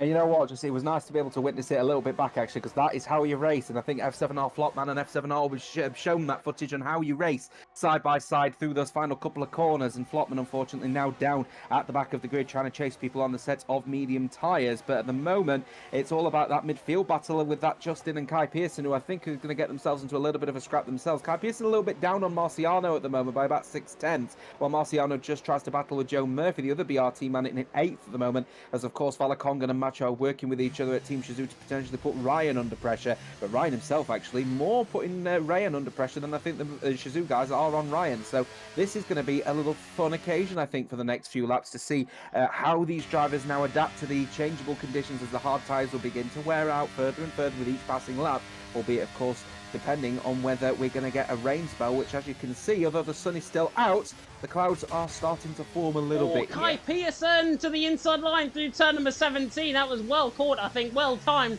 as Kai Pearson launches to the inside line. Through now turn number 17, through 18 and 19. Alex Marciano, though, tries to fend him off to the inside line. He's got 35% of battery to use up, Kai Pearson. Around the outside he goes. The WOR Continental Tier 1 Championship leader goes around the outside of Alex Marciano, and that is a champion's move right there. Kai Pearson through, and he's into 9th position. Alex Marciano there in 10th. It is a cold-hearted killer like from Kai Pearson there in 9th. Alex Marciano there in 10th. Matthias saying in the chat he's race clutch. He's not race clutch here tonight. He's NVR and he's pulling off moves worthy of a WOR Console Tier 1 champion. Kai Pearson, Thuney's into 9. And now we've got a real scrap on him behind because Alex Marciano's low on ERS.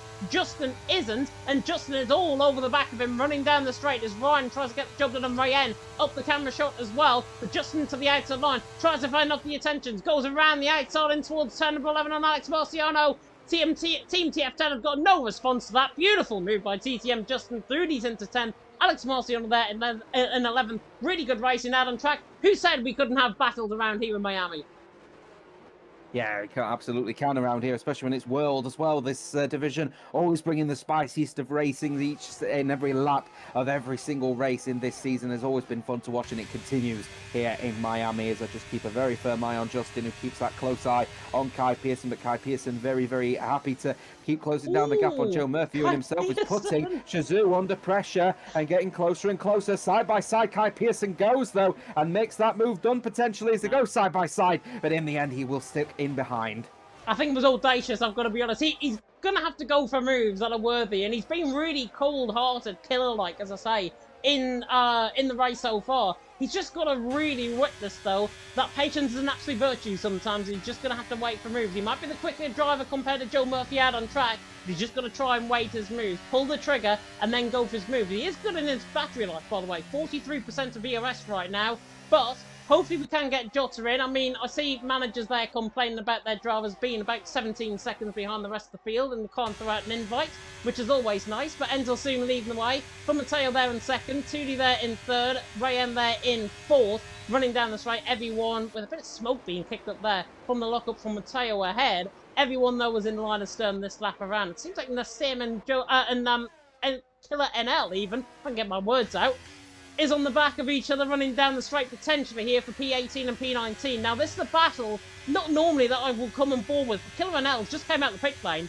gone into set of medium compound size, clearly has some sort of damage. We've got to cut back to the top end of the field because 2D is now on the back of Matteo. Matteo on the back of Enzo soon. Matteo, is he going to swap positions or is he going to get the block on? Down the inside line in towards turn number 17 into the block in effect. Kai Pearson's now actually won Joe Murphy down the straight, gets the job done. Thuney's into 8th. 2D though on the back of Matteo. Matteo there in second, 2D there in third. I don't think 2D is going to go for this move, but Enzo leads, Matteo second, then it's 2D in third, Rayen in fourth, Ryan there in fifth as it stands on lap 8 out of 29. Apologies that we haven't got Jota in the session so far. It is literally just me trying to do camera work and then try and cover over to Jota, who has got the stream on in the background obviously, but everything is now at a bit of a quiet lull, which I can report.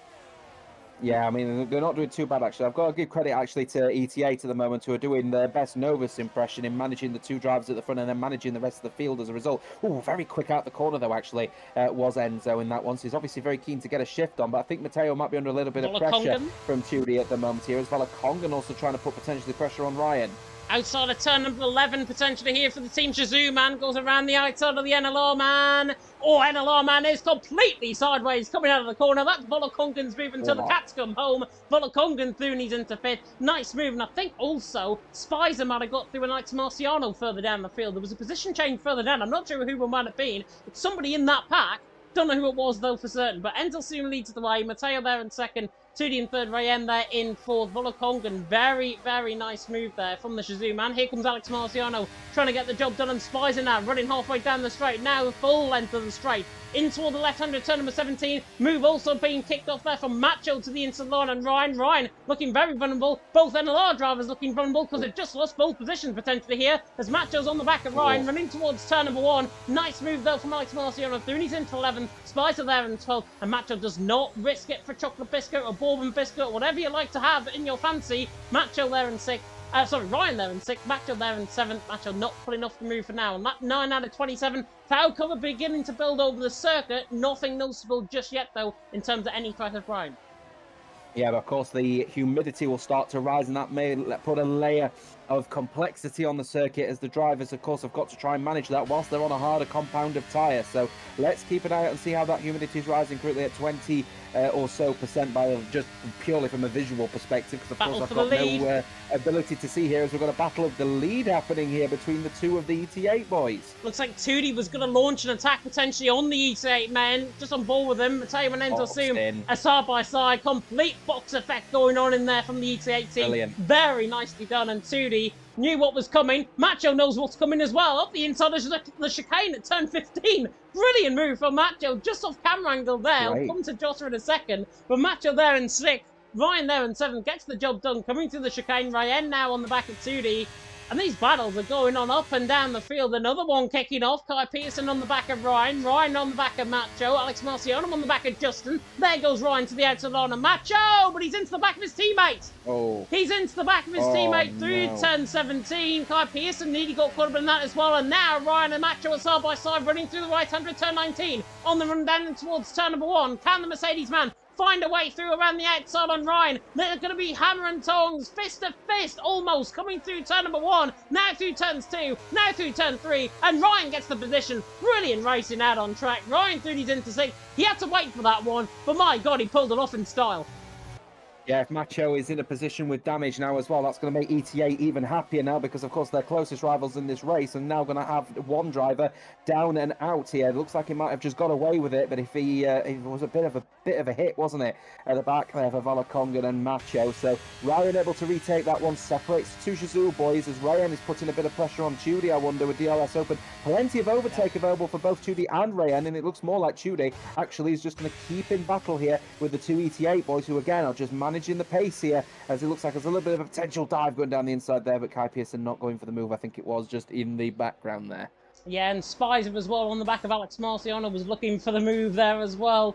Ominous like, the cloud is now really built over the circuit. It means cloud cover's built earlier than expected, and that means we could get a threat of rain towards the end of the race here as well, and that could be earlier than expected as well, so we could see the rain before the end of the race in the not too distant future. But Mateo leads the way, Enzo in 2nd, Tudy there in 3rd. Cloud, by the way, was on 2 slots in terms of the weather, so that indicates to me the cloud building on lap 10 out of 29. That is much earlier than expected. That also means the rain is coming a lot earlier than expected potentially here as well, unless we're going to get a complete cloudy period for the next, 10 or so laps, and then we get maybe the threat of rain beginning to build again. Ryan and Macho are side by side. Needy coming out through turn number 1s, 2 and 3. Gatkowski is into the pit lane. He was right on the back of the train. He's into the pit lane now. Set of medium compound tyres going on. He is going to try and make it maybe until around about the rain period. And I don't think those tyres are going to go to the end, as Macho and Ryan, as soon as I go on board with them,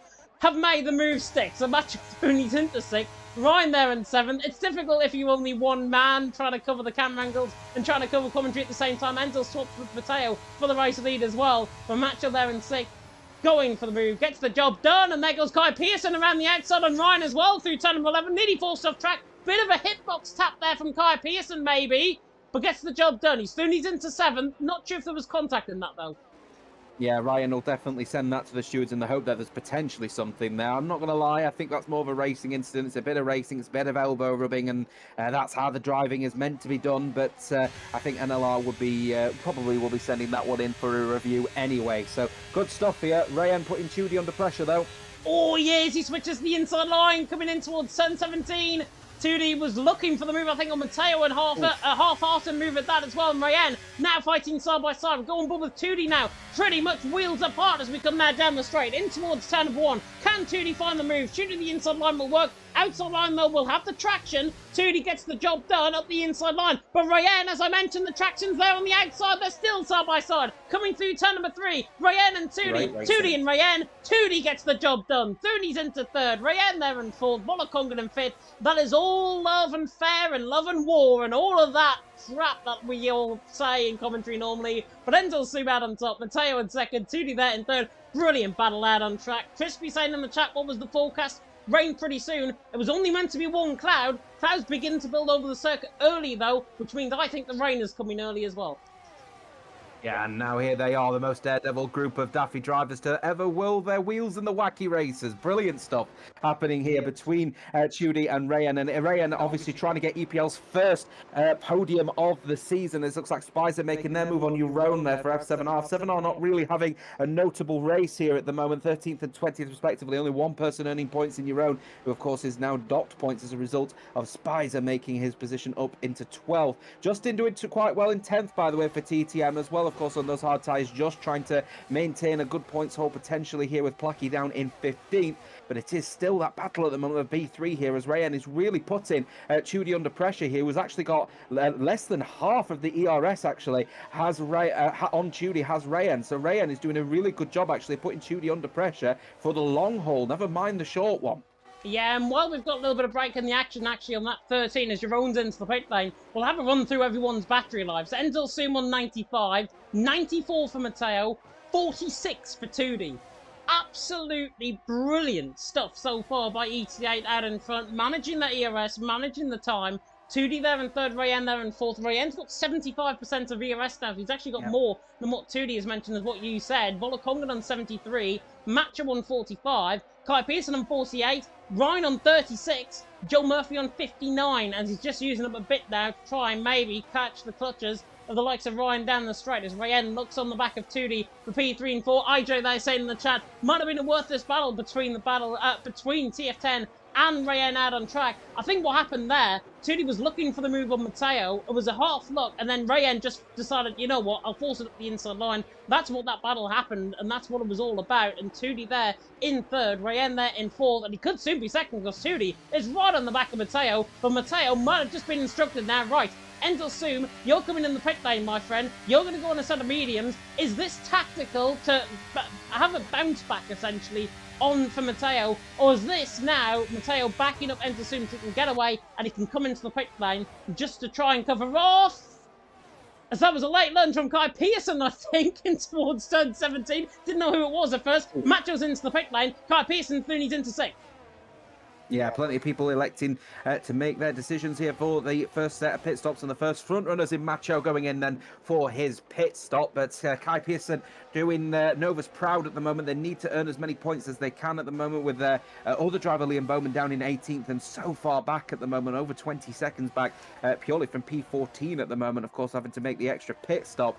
So Kai Pearson needed to earn as many points as he can to try and defend from ETA, who are having an absolutely fantastic race so far, potentially a 1-2 on the cards, and that is a massive points haul of 72 points is first and second here, and that is obviously massive against Novus Racing when the gap is only it's less than 50 between Novus and ET8 at the moment. So this is exactly what Kai Pearson needs here for a good defensive strategy in the long haul for the points here. NLR Ryan trying to hold on at the moment in P7. He's battling hard to try and stay within touching distance of Kai Pearson. Of course, BRT's Joe Murphy in that battle, but so far it's all about the front two. They are really able to maintain their own race quite well here. Rayan, though, I'm sure is going to start beginning to consider a battle against Tudy, or is it going to be a battle of the pit stops, I wonder?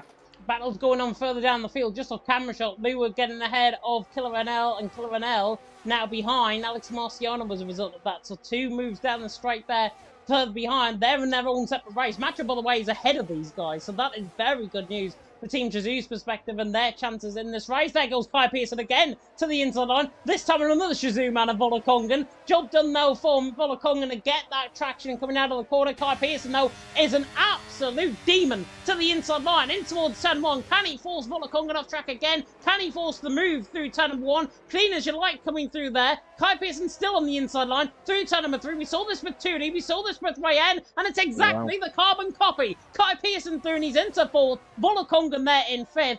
WOR Console Tier 1 Championship leader, by the way, Kai Pearson. And he's pulling off moves like he is a champion right now. He's really good out on track. The race clutch man, on loan for NVR in this season, the Legacy Division. Thuney's into 4th, but he's got a whole host of pursuers running down the straight with Joe Murphy, Justin, Ryan, all over the back of Volakongan now. Volakongan going to be the one that's a sitting duck, but is he the one that's going to try and attack the back of Kai Pearson? I don't think the gaps are closing up enough. You mentioned there no one in the background, and it's no indeed, because they don't go for the moves. But Placky does, though, up the inside of Spicer. Job done for him. He's soon he's into 9th.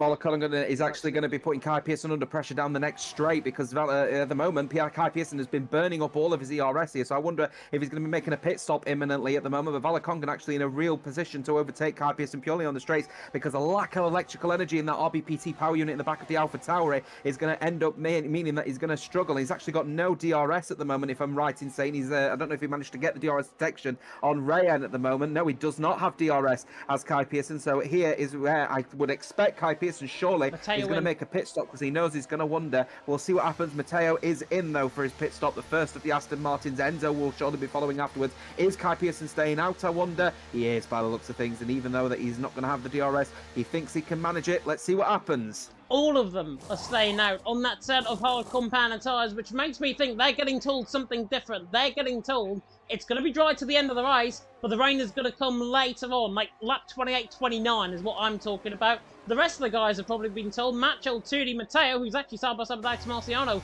coming out the pit lane, but is ahead of him, coming through turn number 1. So Matteo ahead of Alex Marciano, so that's good news for ETA, but he has lost positions compared to Macho and Tudi. Going to put them back against the vanguard, but they've got the fresher tyres. It means now Matteo is going to be right on the back of these two come the end of the race. Whether or not, though, we get to see these guys fighting out on track is a different thing with how this race might unfold out on track. Lap 16 out of 29, here's the roll call. Enzo Suman leading the way, Rayan in second, Kai Pearson there in third, Tudi's just doing, he's into 10th on Macho.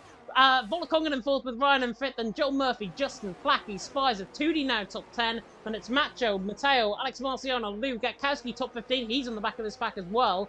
Killer Vanel, Jerome, Liam Bowman, Flopman, and Nassim, 20 drivers continuing on out on track. Myself, James Head, in the lobby, giving you all the action. Jota sitting at home, absolutely relaxing, I think, in the backfield, not doing much work at all, but he is back here watching the stream. He is watching the stream, and the front two are in. Front two are into the pit lane, and Rayan got very close there to the back of Enzo into the pits. Yeah, no, very stressful time for me at the moment. Stressful time for the drivers out there as well. Try to get into the lobby at some point. I mean, at this rate here, I might not even be able to get in the lobby before it ends, but we'll see what happens with Enzo in the pit lane, Rayan also in as well. No surprises that them two are matching their strategies at the moment. It makes sense. Enzo will be able to jump Rayan, of course, but then it will be a close escape out of the pit lane here with TF10 Tudi getting the fastest after this race so far on the medium tyre. It's going to be a close escape. Very close escape, and you mentioned that Enzo just about escaped the front wing of Gatkowski coming into his rear end coming through turn number 1. That was dangerously close coming out of the pit lane. It's a very dangerous pit lane actually coming out through here. Gatkowski! Oh no! He's been contacted by Rayan! Rayan now getting through on Gatkowski. Gatkowski will not like this. Might get sent to the stewards if he loses this position, but they're now fighting hammer and tongs down the back straight, down in towards turn of 11 they will come, and they're still side by side halfway down the straight. Gatkowski is ahead. Rayan, I think, lets him go. He knew that contact was going to make, but now Rayan all of a sudden jumps ahead of him. So Rayan through and he's into 14. Gatkowski there in 15. That was a bit of a weird one. It's almost as if he jumped forward there on my screen. Might have been the job done though for Rayan. Rayan through and he's into 14. Gatkowski there in 15. Pit stops though will be happening this lap. Ryan wants to try and get ahead of Volokongren up the hill and towards turn 17. Can't get the job done, but Kai Pearson leading the way. Volokongren second. Ryan there in third. They are going, I think now, they're staying out there. Placky is overtaken by Spicer. They are going either to the rain period or to a set of softs. Yeah, that will be the critical one here, whether the soft tyres will be the tyres to go on or whether it will be the inters. It depends when the rain period does begin here. You can see the humidity definitely beginning to rise here, and that's just because you can see almost like the fog-like appearance of the air in the background, which is a high indication that there is a real possibility of rain falling in an imminent place here. We'll have to see what happens, but Volokongren leading from Kai Pearson. Of course, these drivers are now electing to stay on the hard tyres here. I'm actually kind of interested to see what Kai Pearson's ERS management has been like then over the last few laps. Has he managed to regain some of the ERS energy here, or is he going to be under some pressure, I wonder, as it's still 16% as well. Thank you for switching over. I know it's a little bit of a delay, but Volokongren here is actually in a prime opportunity to keep Kai Pearson under pressure here, and Kai cannot use any of his overtake here, because if he does, he's just going to be a sitting duck on the straights here. He is indeed, and speaking of sitting ducks down the straight, Gatkowski's a sitting duck compared to Jeroen. Jeroen's got no battery, by the way. Absolutely zilch in terms of his battery, but he's still got the job done on Gatkowski through clipping the wall there through turn number 13 as well, just about getting up over that. B-Roan 30s into 15, and there Gatkowski in 16. We will see drivers coming in the pit lane very soon indeed if they are to go for a set of soft compound tyres. It all depends, though, on when this rain is going to come. This rain is coming towards the end of the race. Kai Pearson's staying out, as do the front five. The front five are staying out. They are intent to stay out there, as well as Placky and Spicer. They stay out for another lap. It's all now hammer and fist coming through the final couple of corners of Matteo. Is side by side with Macho running down the start-finish straight in towards turn one. The Aston Martin tries to go around the outside now on the Mercedes. The Mercedes, though, gets the inside line, just about gets the car ahead going into the corner. Matteo might have to back this one out, but he's still there. Macho, though, gets the job done. The man who loves Miami. Macho is through. He's into ninth, and now Endel Soom led him through there by Matteo. Endel Soom through and he's into 10th. Matteo there in 11th. He can now defend off Alex Marciano. Smart work for ET8, but they are back in the vanguard. They've got Tootie and Macho to contend with the head.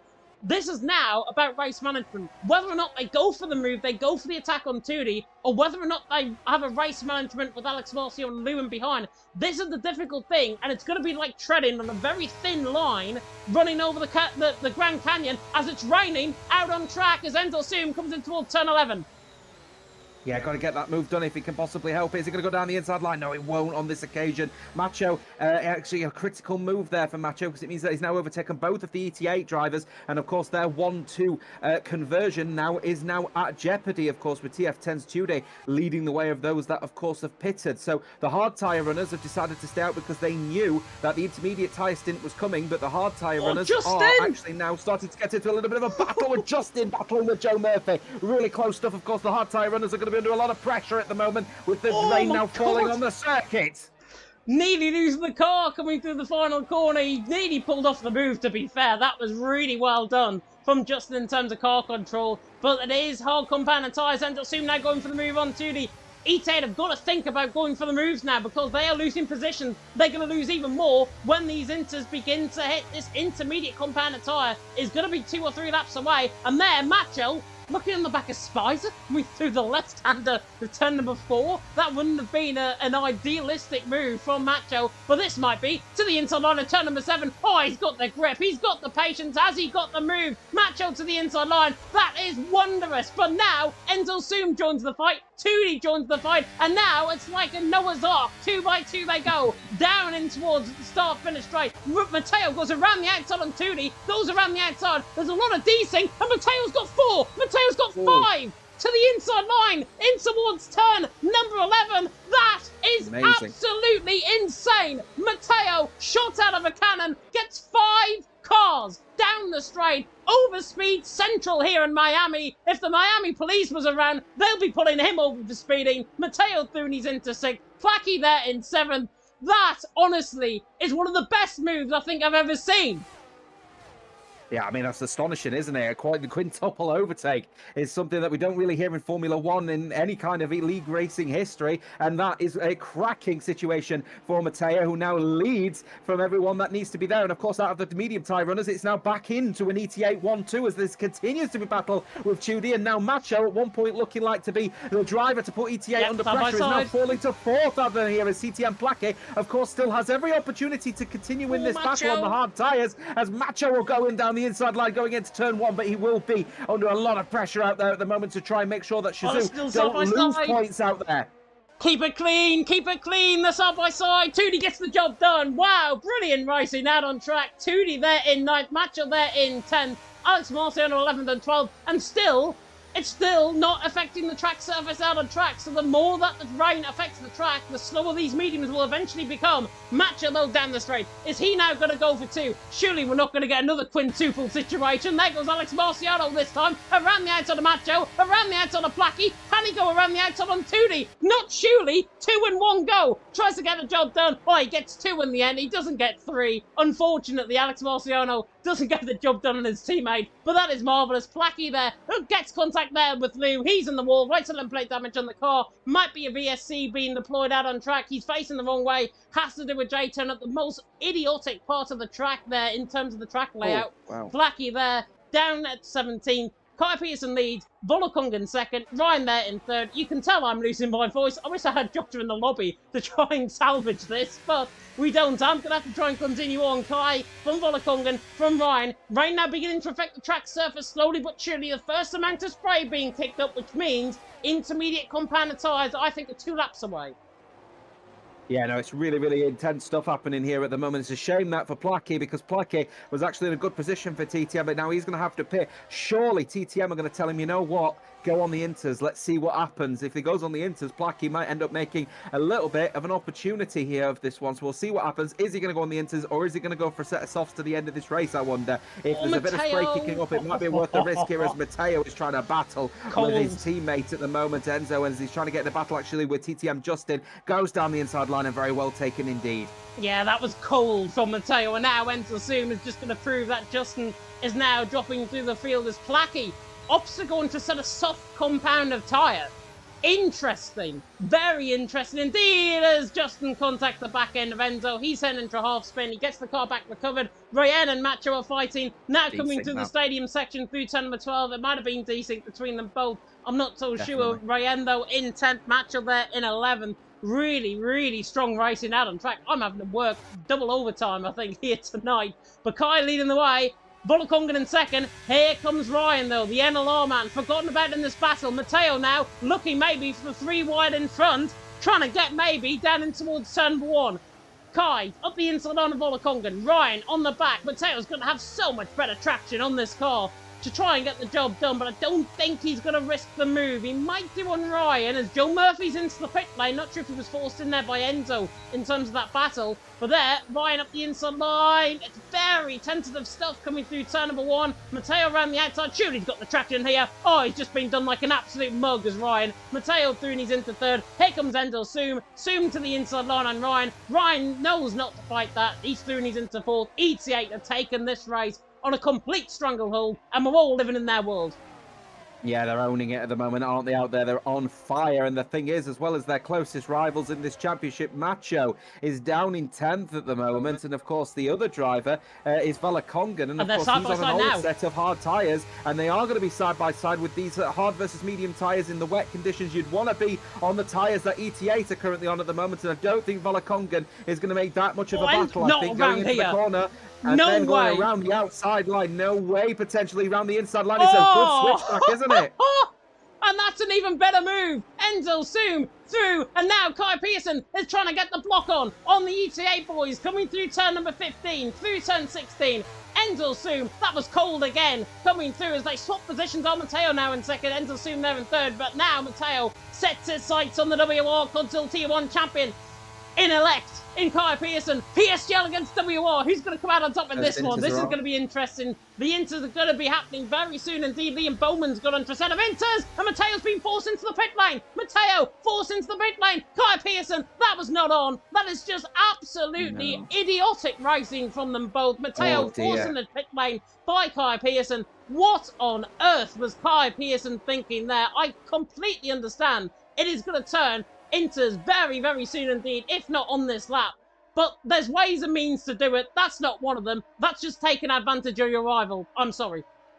Yeah, Novus Racing, if you're in a position where you are trying to get into the pit lane, but someone's on the outside to block you from doing it, instead of turning that person into the corner, let the acceleration go, let the person overtake, and then go into the pit lane. I'm not entirely sure what was in the mindset of the Novus Racing driver. Of course, it wasn't a purposeful situation. He was just trying to get into the pit lane, but a little bit of a lackadaisical attempt to try and get in the pit lane, and now they've cost any possibility of getting any big points tonight. My God! And that, again, is a massive battle where you've got TF10 Tuli also trying to get in there as well. TF10 in bid for a big one. Rayan around the outside. And of course, remember, I am 15 seconds back on this one. Really, really intense stuff out there at the moment. How the hell Tuli didn't end up in the wall there, by the way? I do not know. How the hell Macho's just gone over the inside of the chicane? I do not know. Ryan's tyres are dropping off a complete cliff. It is very tentative stuff out on track.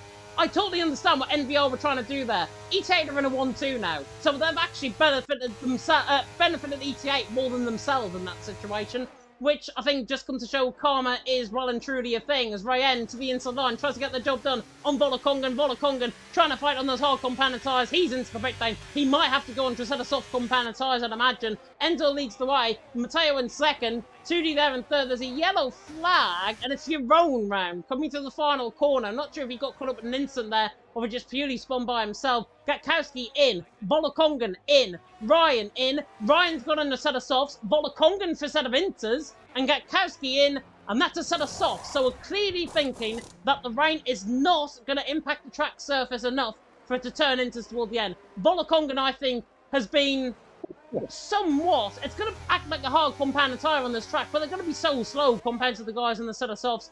Ryan is going to be catching. Kai Pearson's got no chance. It's an ET8 1-2 and a real, 7-car fight for the race win, including BRT Lewin there. Yeah, I mean, the track is greasy, but I wouldn't say it's wet at the moment. So in that scenario, the Inter's too early in this one here. Both of the Novus Racing boys have decided to go on the opposite of what everyone else is doing to try and get something from this race. At the moment, they've only got one driver earning a singular point in Kai Pearson. Bolokongan looking to do the opposite as well. I'm not entirely sure why he's done that one, perhaps because the hard tyres were falling off a cliff. So he's just decided to go on the inverse strategy in the hope that something happens. So I think here, only Macho is going to be the one that's going to be earning big points here for Team Shazoo, which again is going to be a massive win for ETA in this one here. And Rayen looking his hardest here to try and do something for the front runners, but Macho earning here the 5th place position on against Marciano, and that's exactly what Team Shazoo are needing at the moment in their battle with ETA, who at the moment are taking a 1-2. As it stands so far, though, it's going to be a massive, massive victory for ETA unless TF10 Tudor can do something for their team. It's going to be a massive point haul at this stage as well. Leo Souza there saying in the chat the rain was trollish. I swear there was rain coming at the end of the race. It came a lot earlier than expected, but it's also come a lot lighter than expected as well. It was due to be light rain, but it's not impacting the track surface whatsoever. So if you're on a sort of intermediate compound tyre, they're going to be acting like hard right now out on track. They're not going to be that great, and that's why you're seeing the likes of Ryan, the likes of Killer, pulling away. Bolokongan's not losing that much time though, so it might mean the crossover period is coming very soon as Rayen is on the back of 2D. 2D there now under pressure from the Frenchman. The Frenchman now on the back of him, running down the straight. A bit of weaving going on down the straight there from the TF10 man, but Rayen pulls to the outside line nonetheless, gets the job done. Brilliant stuff in the end. Brilliant. And really, really hard racing there from 2D. 2D trying to move across on him, trying to put Rayen off. Rayen's got the fresher tyres, he's got the fresher rubber, he's thrown into third, but the rain is now falling a little bit more heavier out on track. It might mean we could get towards Inter weather and the crossover period before the end of this race is done. My word. And yeah, it's a real mixed bag here because I think those I've gone on for the intermediates right now have gone far too early, and I don't think they're going to earn all that time back. But Rayen now in a real opportunistic scenario here. L-Plan Racing Team's first podium as it currently stands, and the question is, are they going to go for the harder sort of battle here and try and battle with ETA, or is he just going to consolidate third? I think I know what my argument would be, but Rayen, if he's faster than the two ETA boys, will go for that battle, and I don't blame him at the moment because he is flying out there, and I'd argue he's probably the fastest man on circuit at the moment, unless those intermediate tyres are starting to kick in. But yeah, no spray kicking off of the back of those dry tyres at the moment, and the dry line is still there, so mildly moist maybe is the best way to describe it, but not wet. Yeah, mildly moist, not wet. That's something that's going to go on the league division, Lexi Division archives. I guarantee you that comment. Justin on the back of your own gets the job done through turn number 4. That is him on a fresh set of softs compared to your own on an aging set of mediums. So if that's anything to go by, fresh compound tyres it definitely wants to be on, and Bolokongan is not losing much time to Killer, but as I say, they're acting more like a set of hard right now compared to Killer on a set of mediums, then on a set of softs compared to the guys ahead. They're making the ground. Joe Murphy is making very good inroads, by the way. He's not going to get to the front end of the field, I don't think, but he is making very strong inroads on the back of the front 7. 4.6 seconds off the back of Lou, about 7 seconds off the leader of the race. So Joe Murphy is the one that's catching late on. But it's until soon that leads the way. Mateo there in second. This has all been about ETA in this race. This has literally taken a carbon copy out of their playbook, rewriting the script, and rewriting themselves in the Lexi Division history books. Because this is going really well so far for ETA. I don't want to curse it, but they're looking like they're on for 1-2. But EPL are looking for not only, I think, one of their first podiums of the season, they're looking for their first win of the season. In EPL, Rayen. Rayen now on the back down in towards turn number 1. He's got the fresher rubber. He's got the fresher tyres. Mateo has got more battery, though. 41% of ERS. Ends up on 50. So both ETA drivers, no matter what Rayen throws at them, even if he's got a really good straight line speed, he's going to be up against it with the battery that they've got ahead. Matteo is a real defender, though, a really strong defender, so I can imagine that he'll be able to defend quite hard from Rayen at the moment. Chudy just breaking DRS and managing to get back in it, though, on Rayen, so able to defend. In fact, I think he's just lost it again, so we'll have to see if he's managed to stay within touching distance of Rayen here. He's all right for now, but Macho is looking to try and take P4 off of Chudy at the moment, and God knows that Macho really needs to get as many points as he can for Team Shizou, because of course Valakongan has gone onto a tyre that absolutely is not the right tyre to be on at the moment, so he's now scrapping for the final point versus Kai Pearson, who is also on the wrong tyre, but he's 5.5 seconds back, so it is all about that battle with Mikilla, who of course is on 21 lap old medium tyres. So he's on the brink and he's got a puncture. I did mention that, didn't I? About 21 lap old medium tyres. Is it going to go the distance? It's not. And Cedar Phoenix Igniters are going to be getting nil points through him at the moment, but 13th place at the moment is good enough for a couple of points at least, or at least a couple of points for Gatkowski, who's got 5-second penalty to his name though. Yeah, and Killer now has dropped out of the points, so it's not going to be drivers filling out. But we're going on to the final lap of the race, ladies and gentlemen. Buckle up. We are going to go for one wild and wacky ride as the rain is now physically affecting the track on the final lap of the race. This is going to have to be very tentative from these boys out on track. Endo Suma leading the way. Mateo there in second.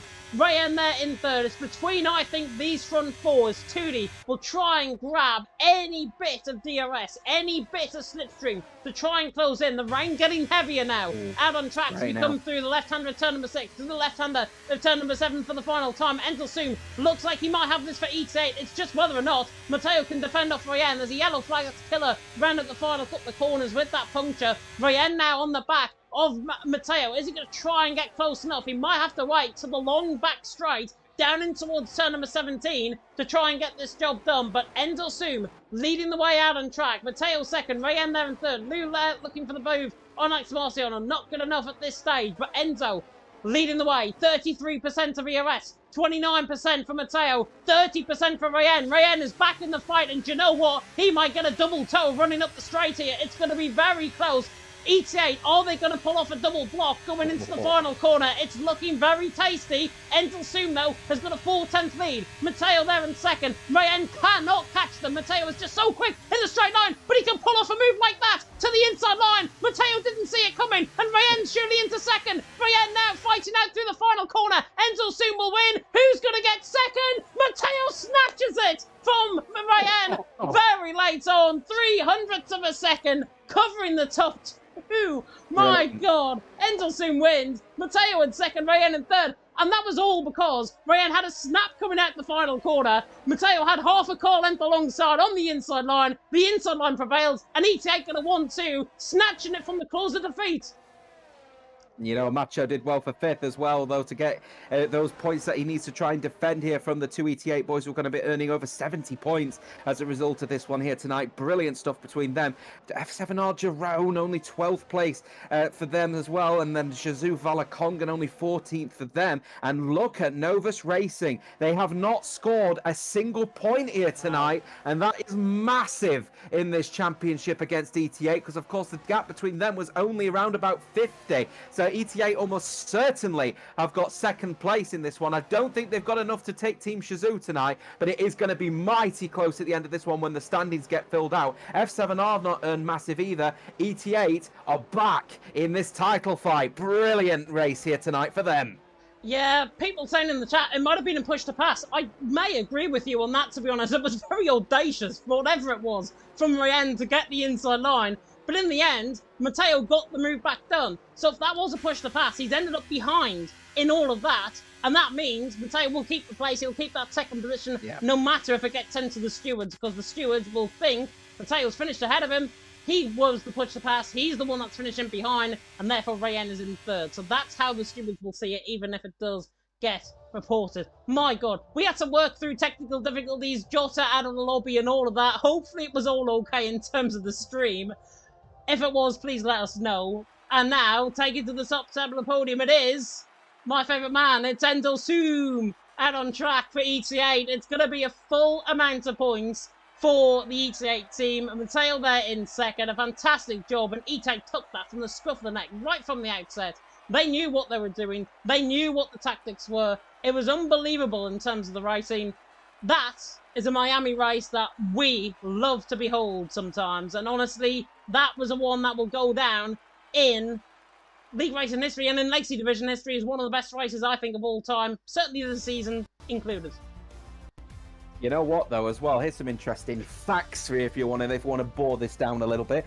This is the first 1-2, I believe, in this season, actually. ETA have got the first 1-2, the first double podium for first and second place this season. We've had double podiums across the board for a second and a third and a first and a third, but not a first and a second. So what a time to do it for ETA. And, of course, El Plan Racing Team, with Rayen getting third place. That's their first podium of the season, and that means every single team this season has got at least one podium, and that is a real testament to World Online Racing Legacy Division Season 4, where all of the drivers have been in such close proximity, and it's just been absolutely fabulous, to say the least. Absolutely brilliant. It has, and it just comes to show, I think, the open nature that this season has provided as well. Legacy Division will certainly go down this season. Probably one of the best, one of the most open. Team Shazoo losing points, E-Take gaining, NVR not picking up a single point tonight. That is post-penalties. That is pre-penalties, obviously. If that is the case, they may pick up a few points here and there. But what a race that was. We are going to transition now into the calendar and have a look at what is to come in the next 4 weeks of action here for Legacy Division. If you did enjoy that, we've got more to come. We've got Australia next week. Australia is one of those tracks that sometimes you love to commentate around and the action can be really good, or it can just be absolutely abysmal. Hopefully it is not the latter. It is a sprint race next week as well. So, double the fun, double the amount of racing, means we get to keep on our toes. Hopefully Joss is in the lobby next week, and hopefully the cross-play issues are fixed. Australia, though, round 12 next week, Jota, what can we look forward to? Well, I won't know because I won't be in the lobby, will I? So I can try my hardest to say that we're definitely going to be in for a magnificent sprint race at Australia because, of course, it might be a bit more of a difficult track for overtaking, but as you can clearly see, the overtaking is no issue when it comes to racing and World Online Racing Legacy Division. I think this is going to be certainly one to watch, especially, I think, down going through what was originally turn 9 and 10, you know, that left and right-hander before going down that straight before. Now we've got a sharp corner, you know, where the DRS is at the second DRS zone in Australia. So I'm certainly looking forward to seeing the drivers racing around there. But the sprint race is where it's all going to be at, of course, because with the shorter amount of laps available, I think there's going to be some people that are going to want to do some daring overtakes. Dare I say F7R are going to want to fight back, as are Novus Racing, actually. And I think it could get a little bit aggressive, you know.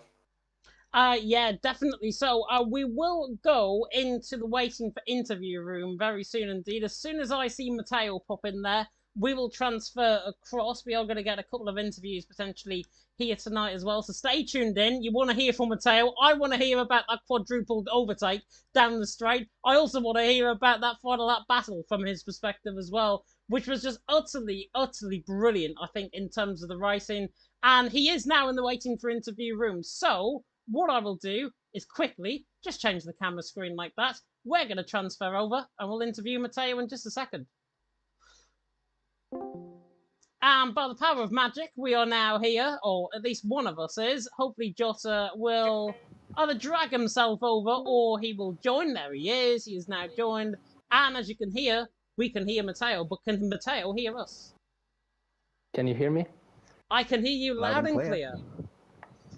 Oh, where to start with that race? ET812, you pulling off a quadruple overtake down the back straight. You pulling off a move like that on Rayen on the final lap. Where can we begin?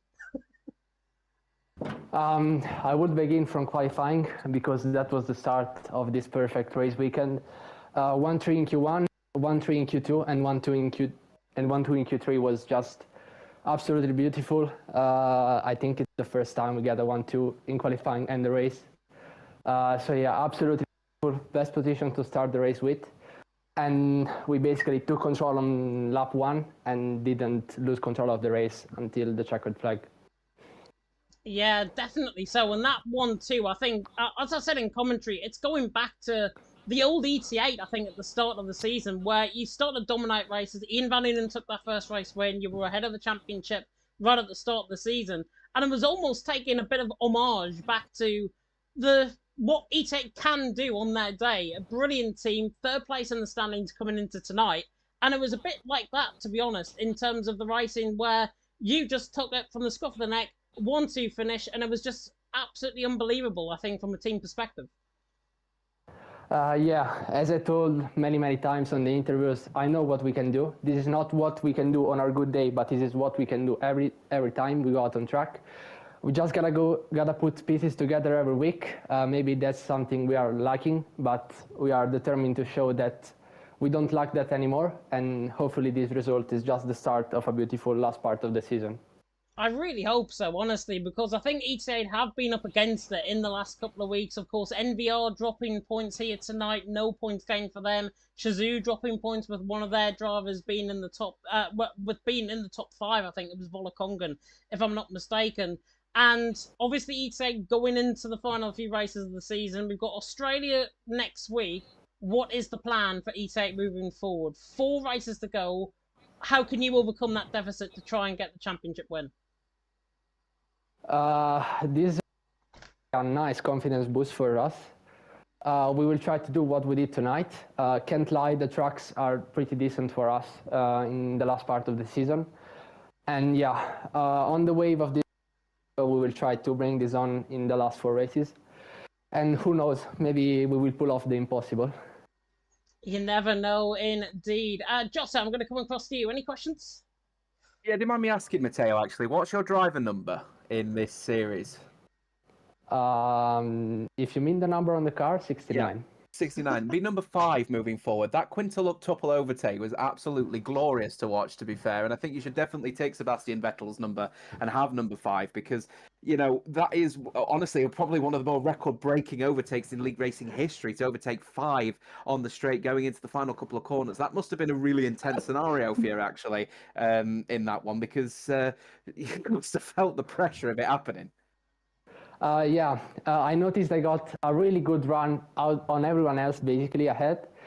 And on the middle of the straight, I actually had to tell Enzo, I'm coming so fast and to be careful because I was so worried to run into the back of one car.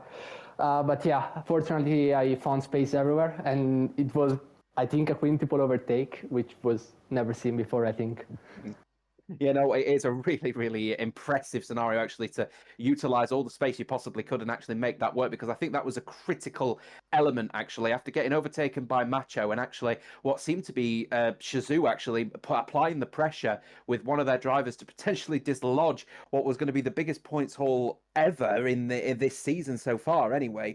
That quintuple overtake is what set the precedent, I think, for your teammate to then obviously get in there, take second place. You've got to have taken second place in the standings as well. ETA are back, surely? Yeah, as I said, we are back, and we will try to do this every week into the last part of the season. And yeah, to be fair, talking about the overtake, we always knew we had control of the race because we had the fresher tires, the best pace, I think.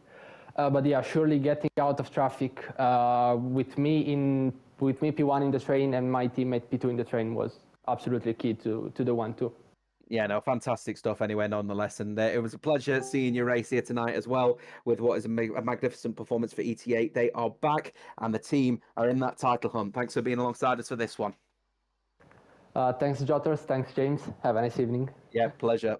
James, back to you. Very welcome indeed. And we can now speak, I believe, to a representative of the L Plan Racing team picking up their first podium finish here of the season. It is EPL Cedric, and hopefully Cedric can hear us. Hi everyone. He's there. First podium for us. First podium for you. Talk us through it from his perspective, from Rayen's perspective, because qualifying, I mean, he shocked us in terms of qualifying being that quick. Yeah, the qualify was difficult because the weather condition was really hard, and finally we did our best qualification with P4 and P12, and it was good for the race. It was fantastic for the race, and that qualifying session, I think, just showed, do not discount the mid-level teams. The mid-level teams being the ones further down the field, EPL being one of them. I mean, 60 points, I think, off the coattails of the Arrestio rivals. Certainly not now with that podium finish. But talk us through Rayen's race in terms of that, because it was pretty madness and was pretty mental, I think, from his perspective, just watching how we were going and that final lap as well with him and Matteo. Yeah. The race was really, really hard because again the weather condition was really hard, and we did we wanted to pit 2 lap early, and unfortunately Rara spun, and if he took the pit entry, he get a pen. The second one in lap 15, he did the same, and we were so disappointed about this. And after we finally pit in lap 16, I think, and the second stint was really amazing because he did a lot of overtake on all tires, and finally we did it. We finished on the podium, and we are so happy. I'm glad you're happy, to be honest, and I'm really happy for you picking up that first podium of the season. Jota, I'm sure you've got some burning questions. Ask away. Yeah, no, back to the EPL team with now a century of points for you guys as well, actually. So you guys must be really, really happy with a performance like that one, because you guys are now got to be in that title fight against CPI at the moment. Of course, CDPI at one point looking like they were going to be in for some big points through Gatkowski. Gatkowski couldn't really get his mojo going, and then of course Killer and I ended up getting the puncture. So opportunity knocks. Rayan is got to be a driver on your radar for the long term now. You've got to really hold him down ahead of the next game cycle.